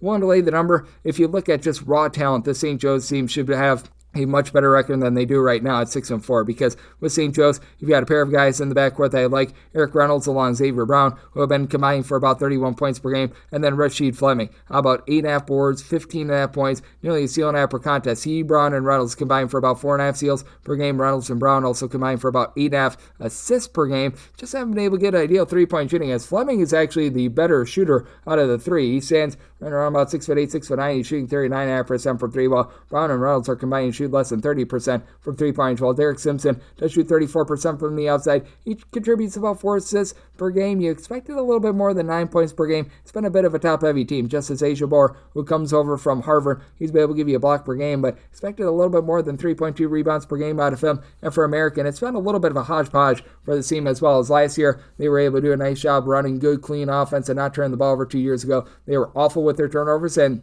they are back to being pretty awful at turning the ball over, as they're turning the ball over about 13 times per game. And with this American team, just year in and year out, they'll play at one of the slower paces in all of college basketball. Well, you've got a St. Joe's team that they're neither super duper fast nor super duper slow. So I do think that American is going to be dictating the tempo of this game a little bit more, at 332nd in the country in terms of total possessions per game. And when they're on the road, they're in the bottom 20 in terms of total possessions per game. Matt Rogers, 14 points, right around about 5.5 rebounds per game. At 6'8", he's able to pop it from 3. He's only shooting about 30% from 3-point range, but Colin Smalls has been able to do a nice job in tandem with Elijah Stevens of being able to combine for about 25 points per game. These two guys have been able to go off the ball with about 5 assists between the two of them as well. And I do think that you're going to be able to continue to get moving forward a little bit more rebounding. Lincoln Ball was saying 6'6", good versatility. He's giving you 5 rebounds per game, but only about 3 points per game. So you'd like to see a little bit more there, but when it's all said and done, I do think that St. Joe's going to be able to lock down, win that battle on the glass. You've got an American team that's actually riding a 5-game win streak, but 2 of those games came against non-Division I teams. The George Washington win came in overtime. All those wins were either on a neutral court or they were at home. So now that they have to go to St. Joe's, the team that has been getting it going with their offense, 75-plus points in 3 of their last 4 games, I think that St. Joe's finds a way to get the job done in relatively handle fashion. So I did set my line at 14.5. I'm willing to lay the number in. Did set my 12 136.5. I'm also going to be in on this total under. 306-573, 306-574. It is Fairfield, and they play us at Central Connecticut. Central Connecticut is a 2-point road favorite, and your total on this game between 137.5 to 138.5. With Central Connecticut, I did set them as a favorite of 4 points, so I'm going to be willing to lay the deuce with them. We've already seen the Central Connecticut team play really well on the road. They've gotten the job done against both St. Joe's along with UMass, and this team was pretty close against Providence a little bit earlier in the season as well. So this is not a team to be taken lightly. I think that they might be the best team out there in the Northeast Conference. And for Fairfield, after they had a nice surprise of a north of 20 win season last year, they just don't have the same guys back from a season ago. Prophet Johnson has supplied the team with 3 assists, 7 boards, 12 points per game, but he leads the team in darn near every statistical category. You don't have a lot down low outside of Prophet Johnson, as right now you've been able to get about 4.5 rebounds, 9.5 points per game out of Peyton Smith, who does stand 6'10", so you need him to do a little bit more. But for Fairfield last year, the name of the game for them was outside shooting and good guard play. They're only turning the ball over 10 times per game to their credit, but to their deficit, they're only shooting about 30% from 3-point. Going up against the Central Connecticut team that's been a top 125 team in terms of points allowed on a per possession basis. They're well outside the top 250 in terms of total possessions per game as well, so they're slowing things down with having Jalen Jones be the main guy with about 13 points per game, but Jaden Brown and his 6'8" versatility has been so paramount for this team, shooting 34% from 3-point range. He's able to contribute a little bit over 10 points per game when needed. He's able to give you a block. He's able to give you a steal per game as well. So that has been very helpful for the Central Connecticut team, a team that as a whole, they shoot about 33% from 3-point range, but also a top 50 team in terms of turnovers forced on a per possession basis. You look at Jones along with Joe Ostrowski. These 2 guys are combining for about 4 steals per game. Ostrowski throws in there 6.5 points, 4.5 boards, 2.5 assists per game, and you got a lot of guys that are just like that, like Devontae Swedman, 3 assists, 9 points per game. It's a very unselfish team that makes that extra pass. They themselves only turn the ball over about 10.5 times per game. I think that Central Connecticut looking to play slow and controlled, and Fairfield, after they played a little bit more up-tempo last season, they've been cranking down their pace a little bit more, albeit they've been able to get to at least 78 points in now 3 out of their last 5 games, but that was against Fairleigh Dickinson. Those were against a few more up-tempo teams, and do think that this game gets slowed down quite a bit more. So I did set my total at 132. I'm in on the under, and I'm willing to lay the number with Central Connecticut. 306-575, 306-576. UNC Wilmington is going to be playing us to Florida Gulf Coast. Florida Gulf Coast, an underdog of 5.5 to 6 points. Total is 139.5, and set my total 136.5. I'm in on the under for UNC Wilmington. They've never really been a truly up-tempo team, but they've been able to improve their defense a little bit more, while their offense has been in a little bit of a recession, even with Donovan Newby being able to give you 15-plus points per contest from Wilmington, clocking in about 170th in the country in terms of total possessions per game. And ever since Pat Chambers has taken over Florida Gulf Coast, this has been one of the more grimy teams in all of college basketball, currently outside the top 350 in terms of total possessions per game. And for this Florida Gulf Coast team, the big attribute for them is being able to control things down low, but you've been able with an injury to Keyshawn Kellman, so that means that Jevin Munoz, who's a 6'6" combo player that comes in from Delaware State, he's had to be your main man down low, and he's been solid. 9.5 points, 5.5 boards, 3.8 assists per game, so he's delivering pretty good production. But when it comes to the UNC Wilmington side of things as well, this has been a team that has been able to do a nice job in terms of finding a few guys. They're able to help out down low. Harlan Obiana, he's a true 7-footer that comes in from Niagara, only giving you about 8 points, 4 rebounds per game, but we've been seeing an uptick in his role a little bit more recently. 4+ rebounds in 3 out of the team's last 4 games, coming off of blocking 6 shots over the last 3 games as well, so that's big for this unit. You've got Cam McGriff, who's able to give you 13 points, 5 boards, currently shooting 100% from 3-point range. Obviously, that cannot be going any further northward, but for UNC Wilmington, they've been a little bit better at being able to guard the perimeter this season as well. Last year, they were well outside the top 250 in terms of opponents' 3-point shooting percentage, and while it's still not ideal, 136th in the country, not necessarily too bad. It's a Florida Gulf Coast team that, even though they play super duper slow, they haven't necessarily been the most efficient with their defense. They're about 180th with regards to opponents' 3-point shooting percentage. You'd like Dalian Johnson, who's able to give you 13 points per game, has been playing for for Pat Chambers for quite some time as he began his career over at Penn State. But Michael Duex, who comes on over from Northern Iowa 2 seasons ago, is a 9 to 10 point per game scorer in the Missouri Valley Conference. 4.5 points, 4.5 boards, a steal per game. I just expected a little bit more out of him, as well as Zach McLean, who's come in from Columbia. About 11 points per game, shooting 38.5% from three-point range. But for Florida Gulf Coast, it's just been really all over the place for this team. They've been able to get their offense going quite a bit more recently with 70-plus points at each of their last 3 games.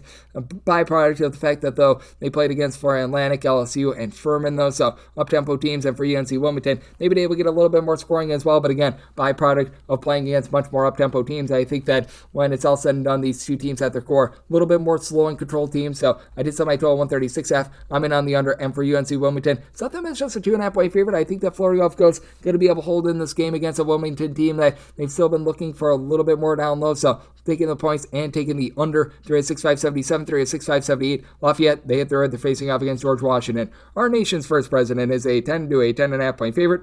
Totals between 140.5 to a 141.5, and with Lafayette, to make them an underdog of 12.5 points. I'm going to be willing to lay with George Washington. George Washington, ever since we have seen the coaching change happen with them a few seasons ago, going with Chris Caputo, they've been playing at one of the more up-tempo paces in all of college basketball. Meanwhile, Lafayette, year in and year out, they become a slow and controlled team, about 270th in the country once again this year in terms of total possessions per game. But for Lafayette, they just don't, in my opinion, have the firepower to match up with the big guys for this George Washington team. As George Washington, they lose Garrett Johnson prior to the start of the season, so that has meant that Darren Buchanan has had to be the do-it-all sort of dynamo for this team. 16-plus points, 6-plus boards per contest, while Jacoy Hudson, he's been able to do a nice job taking over in the backcourt and being able to dole out the ball as Hutchinson. I said his name incorrectly the first time. I apologize to him. About 2 steals, 3 assists per game for a George Washington team that, for their tempo, 11.5 turnovers per game, not too bad. Trey Autry has been able to shoot 43% from 3-point range. Gerald Drumgoole has chipped in there 12 points per game, and there's just nobody on this Lafayette team that can match up with Rafael Castro, who's been able to give you 8.5 rebounds per game.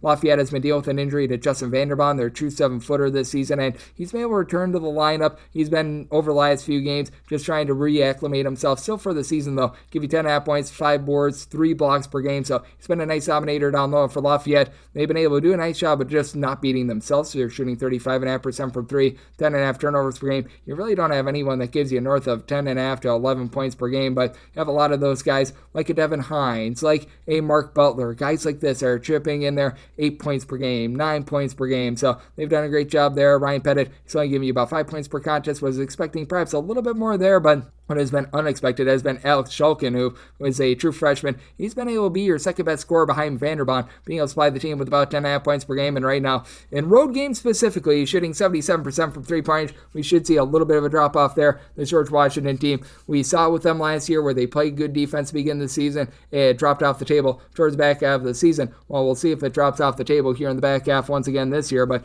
they're a top 85 team in terms of opponents' 3-point shooting percentage. For Lafayette, it's been a little bit rough for them in terms of their 3-point shooting defense on the road. They're allowing opponents to shoot 38% from the outside, and that allowed George Washington to prevail in this one. So did set my total at a 142.5. I'm going to be in on this total over, and with George Washington, willing to lay up to 12 with them. 3-6-5-79, 3-6-5-80. Another game that'll ride up as Ohio plays up to Austin Peay. Austin Peay, a underdog of 13 points, and the last game, you're going to be getting it anywhere between a 142 to a 142.5, as I did set my total at 139.5. I do like the under with this Austin Peay team. They're playing outside the top 300 in terms of total possessions per game. They're doing a really nice job of being able to slow things down, and then for this Ohio unit, it's been very good, clean, efficient offense for them. Now, they've been outside the top 200 over the last 2 years in terms of points allowed on a per possession basis, but for Austin Peay, it's been touch and go for them over the last year or so in terms of the way that they've been playing in terms of their tempo, because towards the back half of last season, they were playing super fast after playing super slowly to begin the season, but I think that with Cy Witt back in the lineup along with Isaac Caney, these two guys are combining for 25 points per game. Their scores number 2 and number 3 in terms of points per game for this team being back. Now, you've got some good value here with this Austin Peay team. I'm going to be willing to take the points.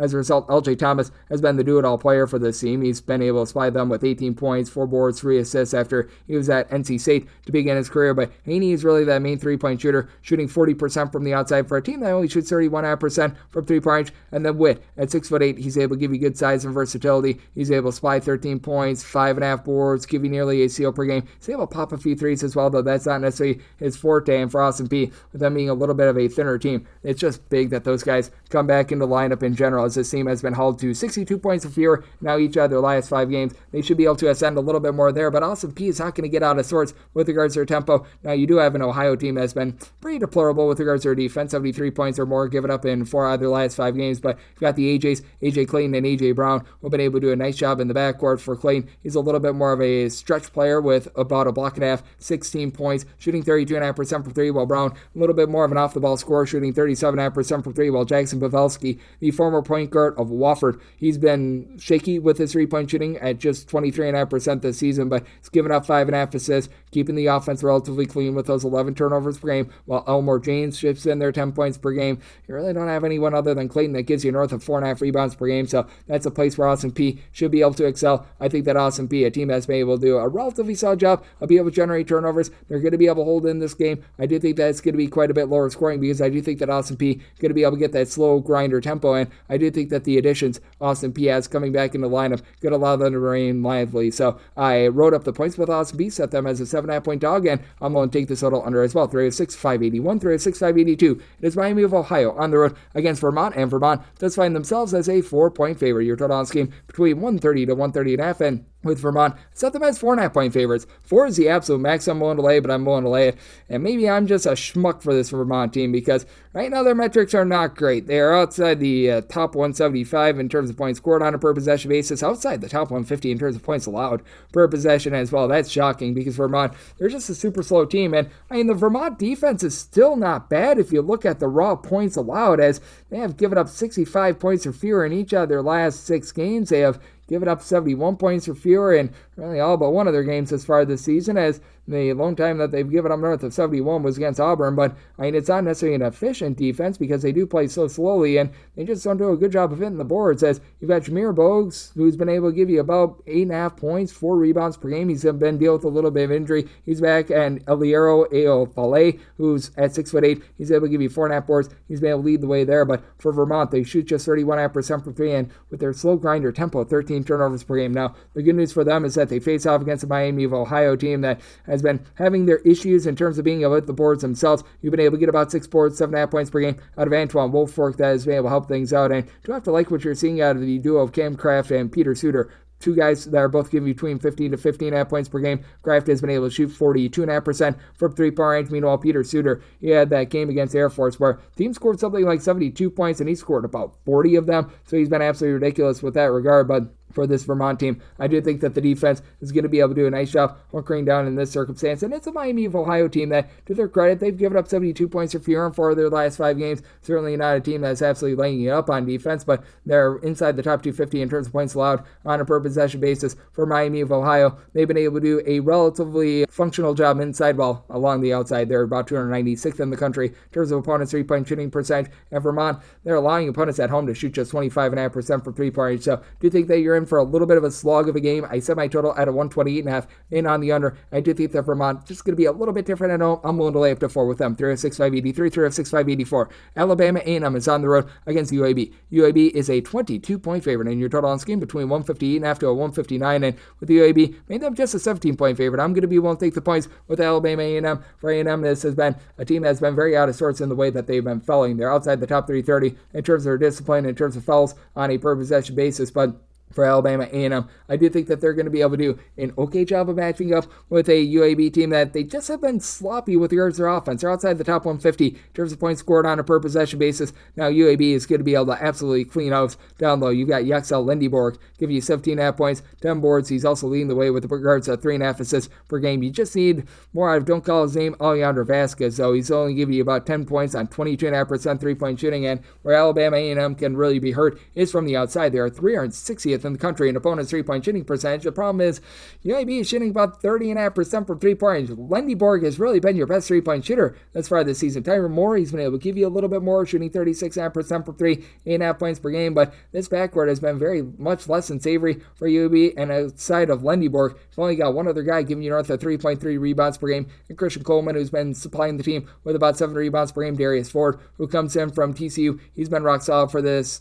Alabama A&M team as well with about 4.5 assists per game. Not a primary scorer for an Alabama A&M team that's shooting about 33.5% from three, and they get to the free throw line a lot. Problem is they're shooting about 64.5% at the free throw line, but I do think that Chad Moody, even though he loses that battle down low against Lundy Borg, at 6'8", he's going to be able to do a relatively functional job. He'll be able to give you some boards. He's giving you 5 blocks over the last 3 games as well, so been liking that. And then on top of that, you've got AC Bryant, who's been around the block here in the SWAC, and he's done a nice job of being able to give the team about 12.5 points per game. He's going to be an impact guy as well. I do think that with Alabama A&M, they're going to be playing a very much harebrained game. UAB is a team that's liking going up and down, and for UAB, we've seen the defense for them slip up a little bit as well, but this is an Alabama A&M team that they themselves in the top 100 in terms of total possessions per game, so I think that you get a lot of scoring in this game with all the stoppages and all the free shots at the charity stripe. Set my total 161, and on the overhand, won't take those points with Alabama A&M. 306, 585, 306, 586. UMBC is on the road against Georgia Tech. Georgia Tech is a favorite of 14 to 13.5 points. So on this game between 159 to 160, and with Georgia Tech, set them as just an 11.5 point favorite. I'm going to be willing to take the points with UMBC. UMBC certainly leaving a lot to be desired defensively, but it's not like this Georgia Tech team has necessarily been amazing with their defense either. And for Georgia Tech, last year they actually did a relatively solid job of guarding the perimeter. This year at home, they're allowing opponents to shoot north of 35.3% from three-point range. And that's a big issue when you're going up against this unit UMBC that absolutely loves bombing it from three-point range and just frankly doesn't have necessarily a lot down low. As for UMBC, you don't have a single guy on the roster that has been able to give you another 5.5 rebounds per game with Josh Adewundu and his 5.3 rebounds per game leading the way. But you do have a pair of guys in the backcourt, Brandon Johnson, Marcus Banks, are combined for over 28 points per game. And between the two of them, they're shooting nearly 40% for three. And UMBC, overall, shooting 39.5% from the outside. Top 40 team in all of college basketball in that regard. You've got Devin Sapp, who's been able to supply the team with 6 points per game. He's shooting about 35% from three-point range. And then for Georgia Tech, they should be able to win that battle down low with Bay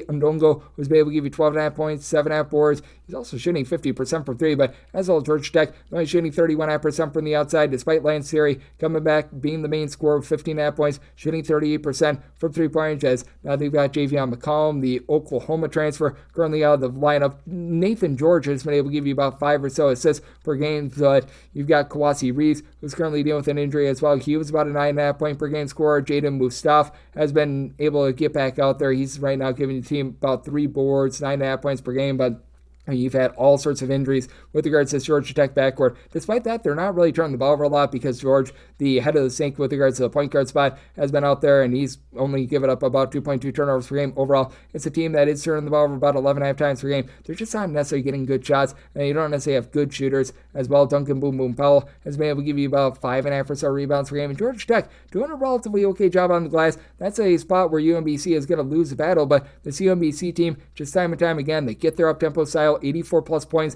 in 4 of their last 5 games. Meanwhile, this is a Georgia Tech team that right now they have scored 65 points or fewer in each of their last 3 games. So it's a situation of something's got to give. I did set my total at 155.5, so to go along with the points, I'm taking this total under with the way that Georgia Tech has been really dealing with some rough injuries in the backcourt. 306, 587, 306, 588. UT Rio Grande Valley is going to be playing us to Southern Utah. Southern Utah is a 2 to a 2.5 point underdog. Total on this game between 157.5 to a 158, and with Grand Valley, I did set them as a favorite of 7.5 points. I'm going to be willing to lay the number for Southern Utah. I really like what I've been seeing out of this team, especially with Jabbar Simpson, the gentleman that comes in from the lone Division II school out there in the great state of Wisconsin, UW Parkside. He's been able to give you 15 plus points per contest, but with Grand Valley, this has been one of the more prolific offenses at the mid-major ranks in all of college basketball. This team as a collective only shoots about 32% from three-point range, but you've got good versatility with Hassan Abdul-Hakim at 6'8", giving you about 13.5 points, 7 boards, 2 steals, 3 assists per game, and then KT Ramey has coming off the bench and shot 35.5% from 3 and has been the main scorer for the team, being able to supply about 14 points per game. DK Thorne, who comes over from the SWAC, Cliff Davis, who comes on over from Northwestern State. These have been critical transfers. They have been able to combine for about 23 points per game, combine and shoot about 36.5% from three-point range. Don't necessarily have a ton down low for the team, but you've got Fleming Jr., who's been able to give you about 5 or so rebounds per game, going up against a Southern Utah team that they leave something to be desired down low as well. Jamari Sibley, who comes on over from Georgia Tech, he's been able to give the team about 5.5 or so rebounds per game, and For Southern Utah, they do a functional job of being able to give you second chances, but they also give up a lot of second chances as well. As a result, they're about 229th in the country with regards to their overall rebound rate. And then with this UT Arlington team, they've been clocking in more around about 233rd in the country with regards to their rebound rate. So two relative equals there. But for Southern Utah, the 13.5 turnovers per game have been a little bit costly. You've been able to have Tavi Jackson come in from Colorado State, give you about 3 assists, 9.5 points per game, but also 2.9 turnovers per game on just 31% three-point shooting. I like the top scorer from a season ago, Dominique Ford, being able to supply about 14 points per game, but he's been a little bit hit or miss throughout the season, and having to add on out to the great state of Texas, I think is going to take it out of a Southern Utah team that, while the offense has been pretty prolific against lesser competition, last 3 games against Division I teams, they've only been able to break the 70-point plateau once, and for that matter, they've been able to get past 70 points only once in their last 4 games as well. So this has been a little bit of an issue for them, and I do think that for this UT Rio Grande Valley team, they're going to be able to crank up the tempo. I think that they're going to take it to Southern Utah and find a way to be able to get the job done. So with UT Rio Grande Valley, set them as a 7.5 point favorite. Going to be willing to lay the number, and I do think that this is going to be very much an up and down for another game. Set my total at a 161.5, so in on the over. 306.589, 306.590. North Texas plays host to Mississippi Valley State. Mississippi Valley State, a 36-point underdog. Total on this game is 122.5, and with Mississippi Valley State, made them a 34.5 point underdog. I think that they're going to get destroyed in this game. I just don't think that they're going to get destroyed to the tune of 36 points, mainly because North Texas in the bottom 15 in all of college basketball in terms of total possessions per game. That should be able to make this differential look a little bit more merciful for a Mississippi Valley State team that, once again, they're outside the top 340 in terms of both points scored and points allowed on a per possession basis. You just don't have a lot of redeeming qualities with this team, although you're starting to get a little bit more down low out of Alan Stradek. He's been able to give you 9 points, 5 boards per contest, so that's been a little bit encouraging. Arthur Tate has been able to step up as the top scorer for this team, as he and Donovan Sanders have been able to combine for about 19.5 points per game. Tate is shooting 36.5% from 3, which is big because for this Mississippi Valley State team, they're turning the ball over 17.5 times per game. They're shooting 26.5% from 3 and 65% at the free throw line. They go up against a North Texas team that's in the top 10 nationally in terms of turnovers forced on a per possession basis, with the versatility of Jasper Floyd being a big reason why.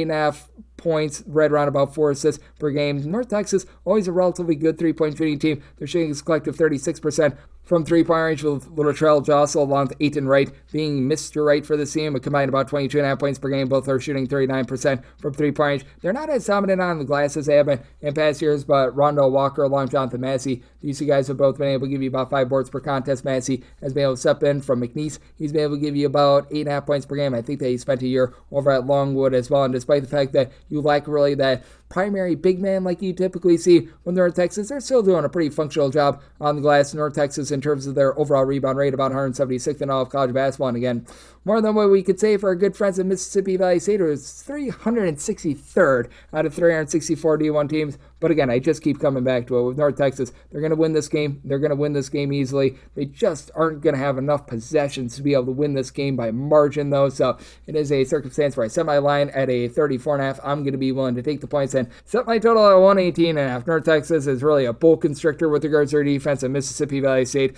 They have been able to get past the 60-point plateau, I believe, against one Division I team this far this season. So in on the under, and I'm going to be willing to take those points. And we're going to have things up with 3 of 6.591, 3 of 6.592. Gonzaga is playing us a Nichols. Nichols, a 33-point underdog, 154 to 155 is your total line. I said Gonzaga is a 34.5 point favorite. I'm going to be willing to lay the number for Gonzaga. I recognize the last few games have been a little bit less than savory, and typically with this Gonzaga team, they do take it out on the, shall we say, outgun competition. As for Nichols, this unit does have a little bit of versatility. You've got Byron Ireland in the backcourt, who's been able to supply the team with 13 points per game. Nichols used to be a really good team in terms of generating turnovers. They're starting to get back to those roots a little bit more, with Trey English coming in as a main facilitator. 2.5 assists, a steal and a half per contest, shooting 37.5% from 3. But for Nichols, this is just not a good shooting team in general. They shoot 30.5% from 3-point range. They only turn the ball over about 11 times per game, but they also shoot 64.5% at the charity stripe as a result, well inside the top 200 in terms of their overall points scored on a per possession basis.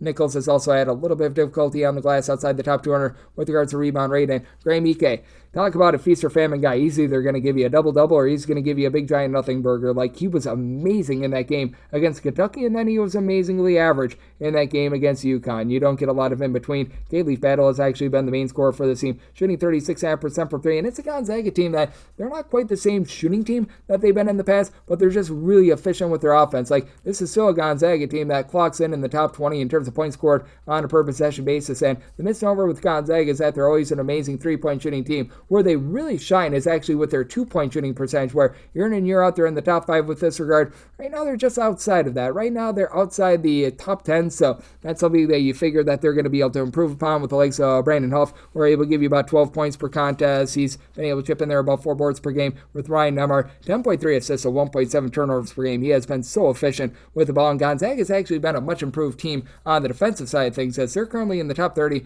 terms of points allowed on a per possession basis, but we've seen them against outgun competition like UMass Lowell and company. When they need to crank it up on offense, they certainly do crank it up on offense. I think that they're going to be able to do so here. I think that they're going to put up a big number on Nichols, and for Gonzaga, that's actually at home with regards to that defensive efficiency, but that said, their offensive efficiency obviously significantly better at home as well, so I'm willing to lay up to 34 with Gonzaga with regards to the total. Set mine at a 156F, also in on the over, and that'll wrap things up for the Wednesday edition of Coast to Coast Hoops, now part of the Eastern Family Podcast. A big thanks to Mike Randle of FDN Network and FDN Bets for joining me in the last segment. If you do like hearing from this fine podcast, Coast to Coast Hoops, you're able to subscribe wherever your podcast, Apple Podcasts, Google Play, Spotify, Stitcher, and TuneIn. If you have a question, comment, segment idea, what have you for this podcast, you have one of two ways we'll fire those in. First one is my Twitter/X timeline at JN_41. Keep in mind, letters CM, they mean does not matter, so per usual, please do send these into the timeline. The other way is find an Apple Podcast review. If you rate this podcast 5 stars, it is very much appreciated. From there, you're able to fire in whatever you'd like to hear on this podcast. I have that 5-star review, and I'm coming at you guys every single day on this podcast, regular season and off season, so that means I'm back with you once again tomorrow. Thank you.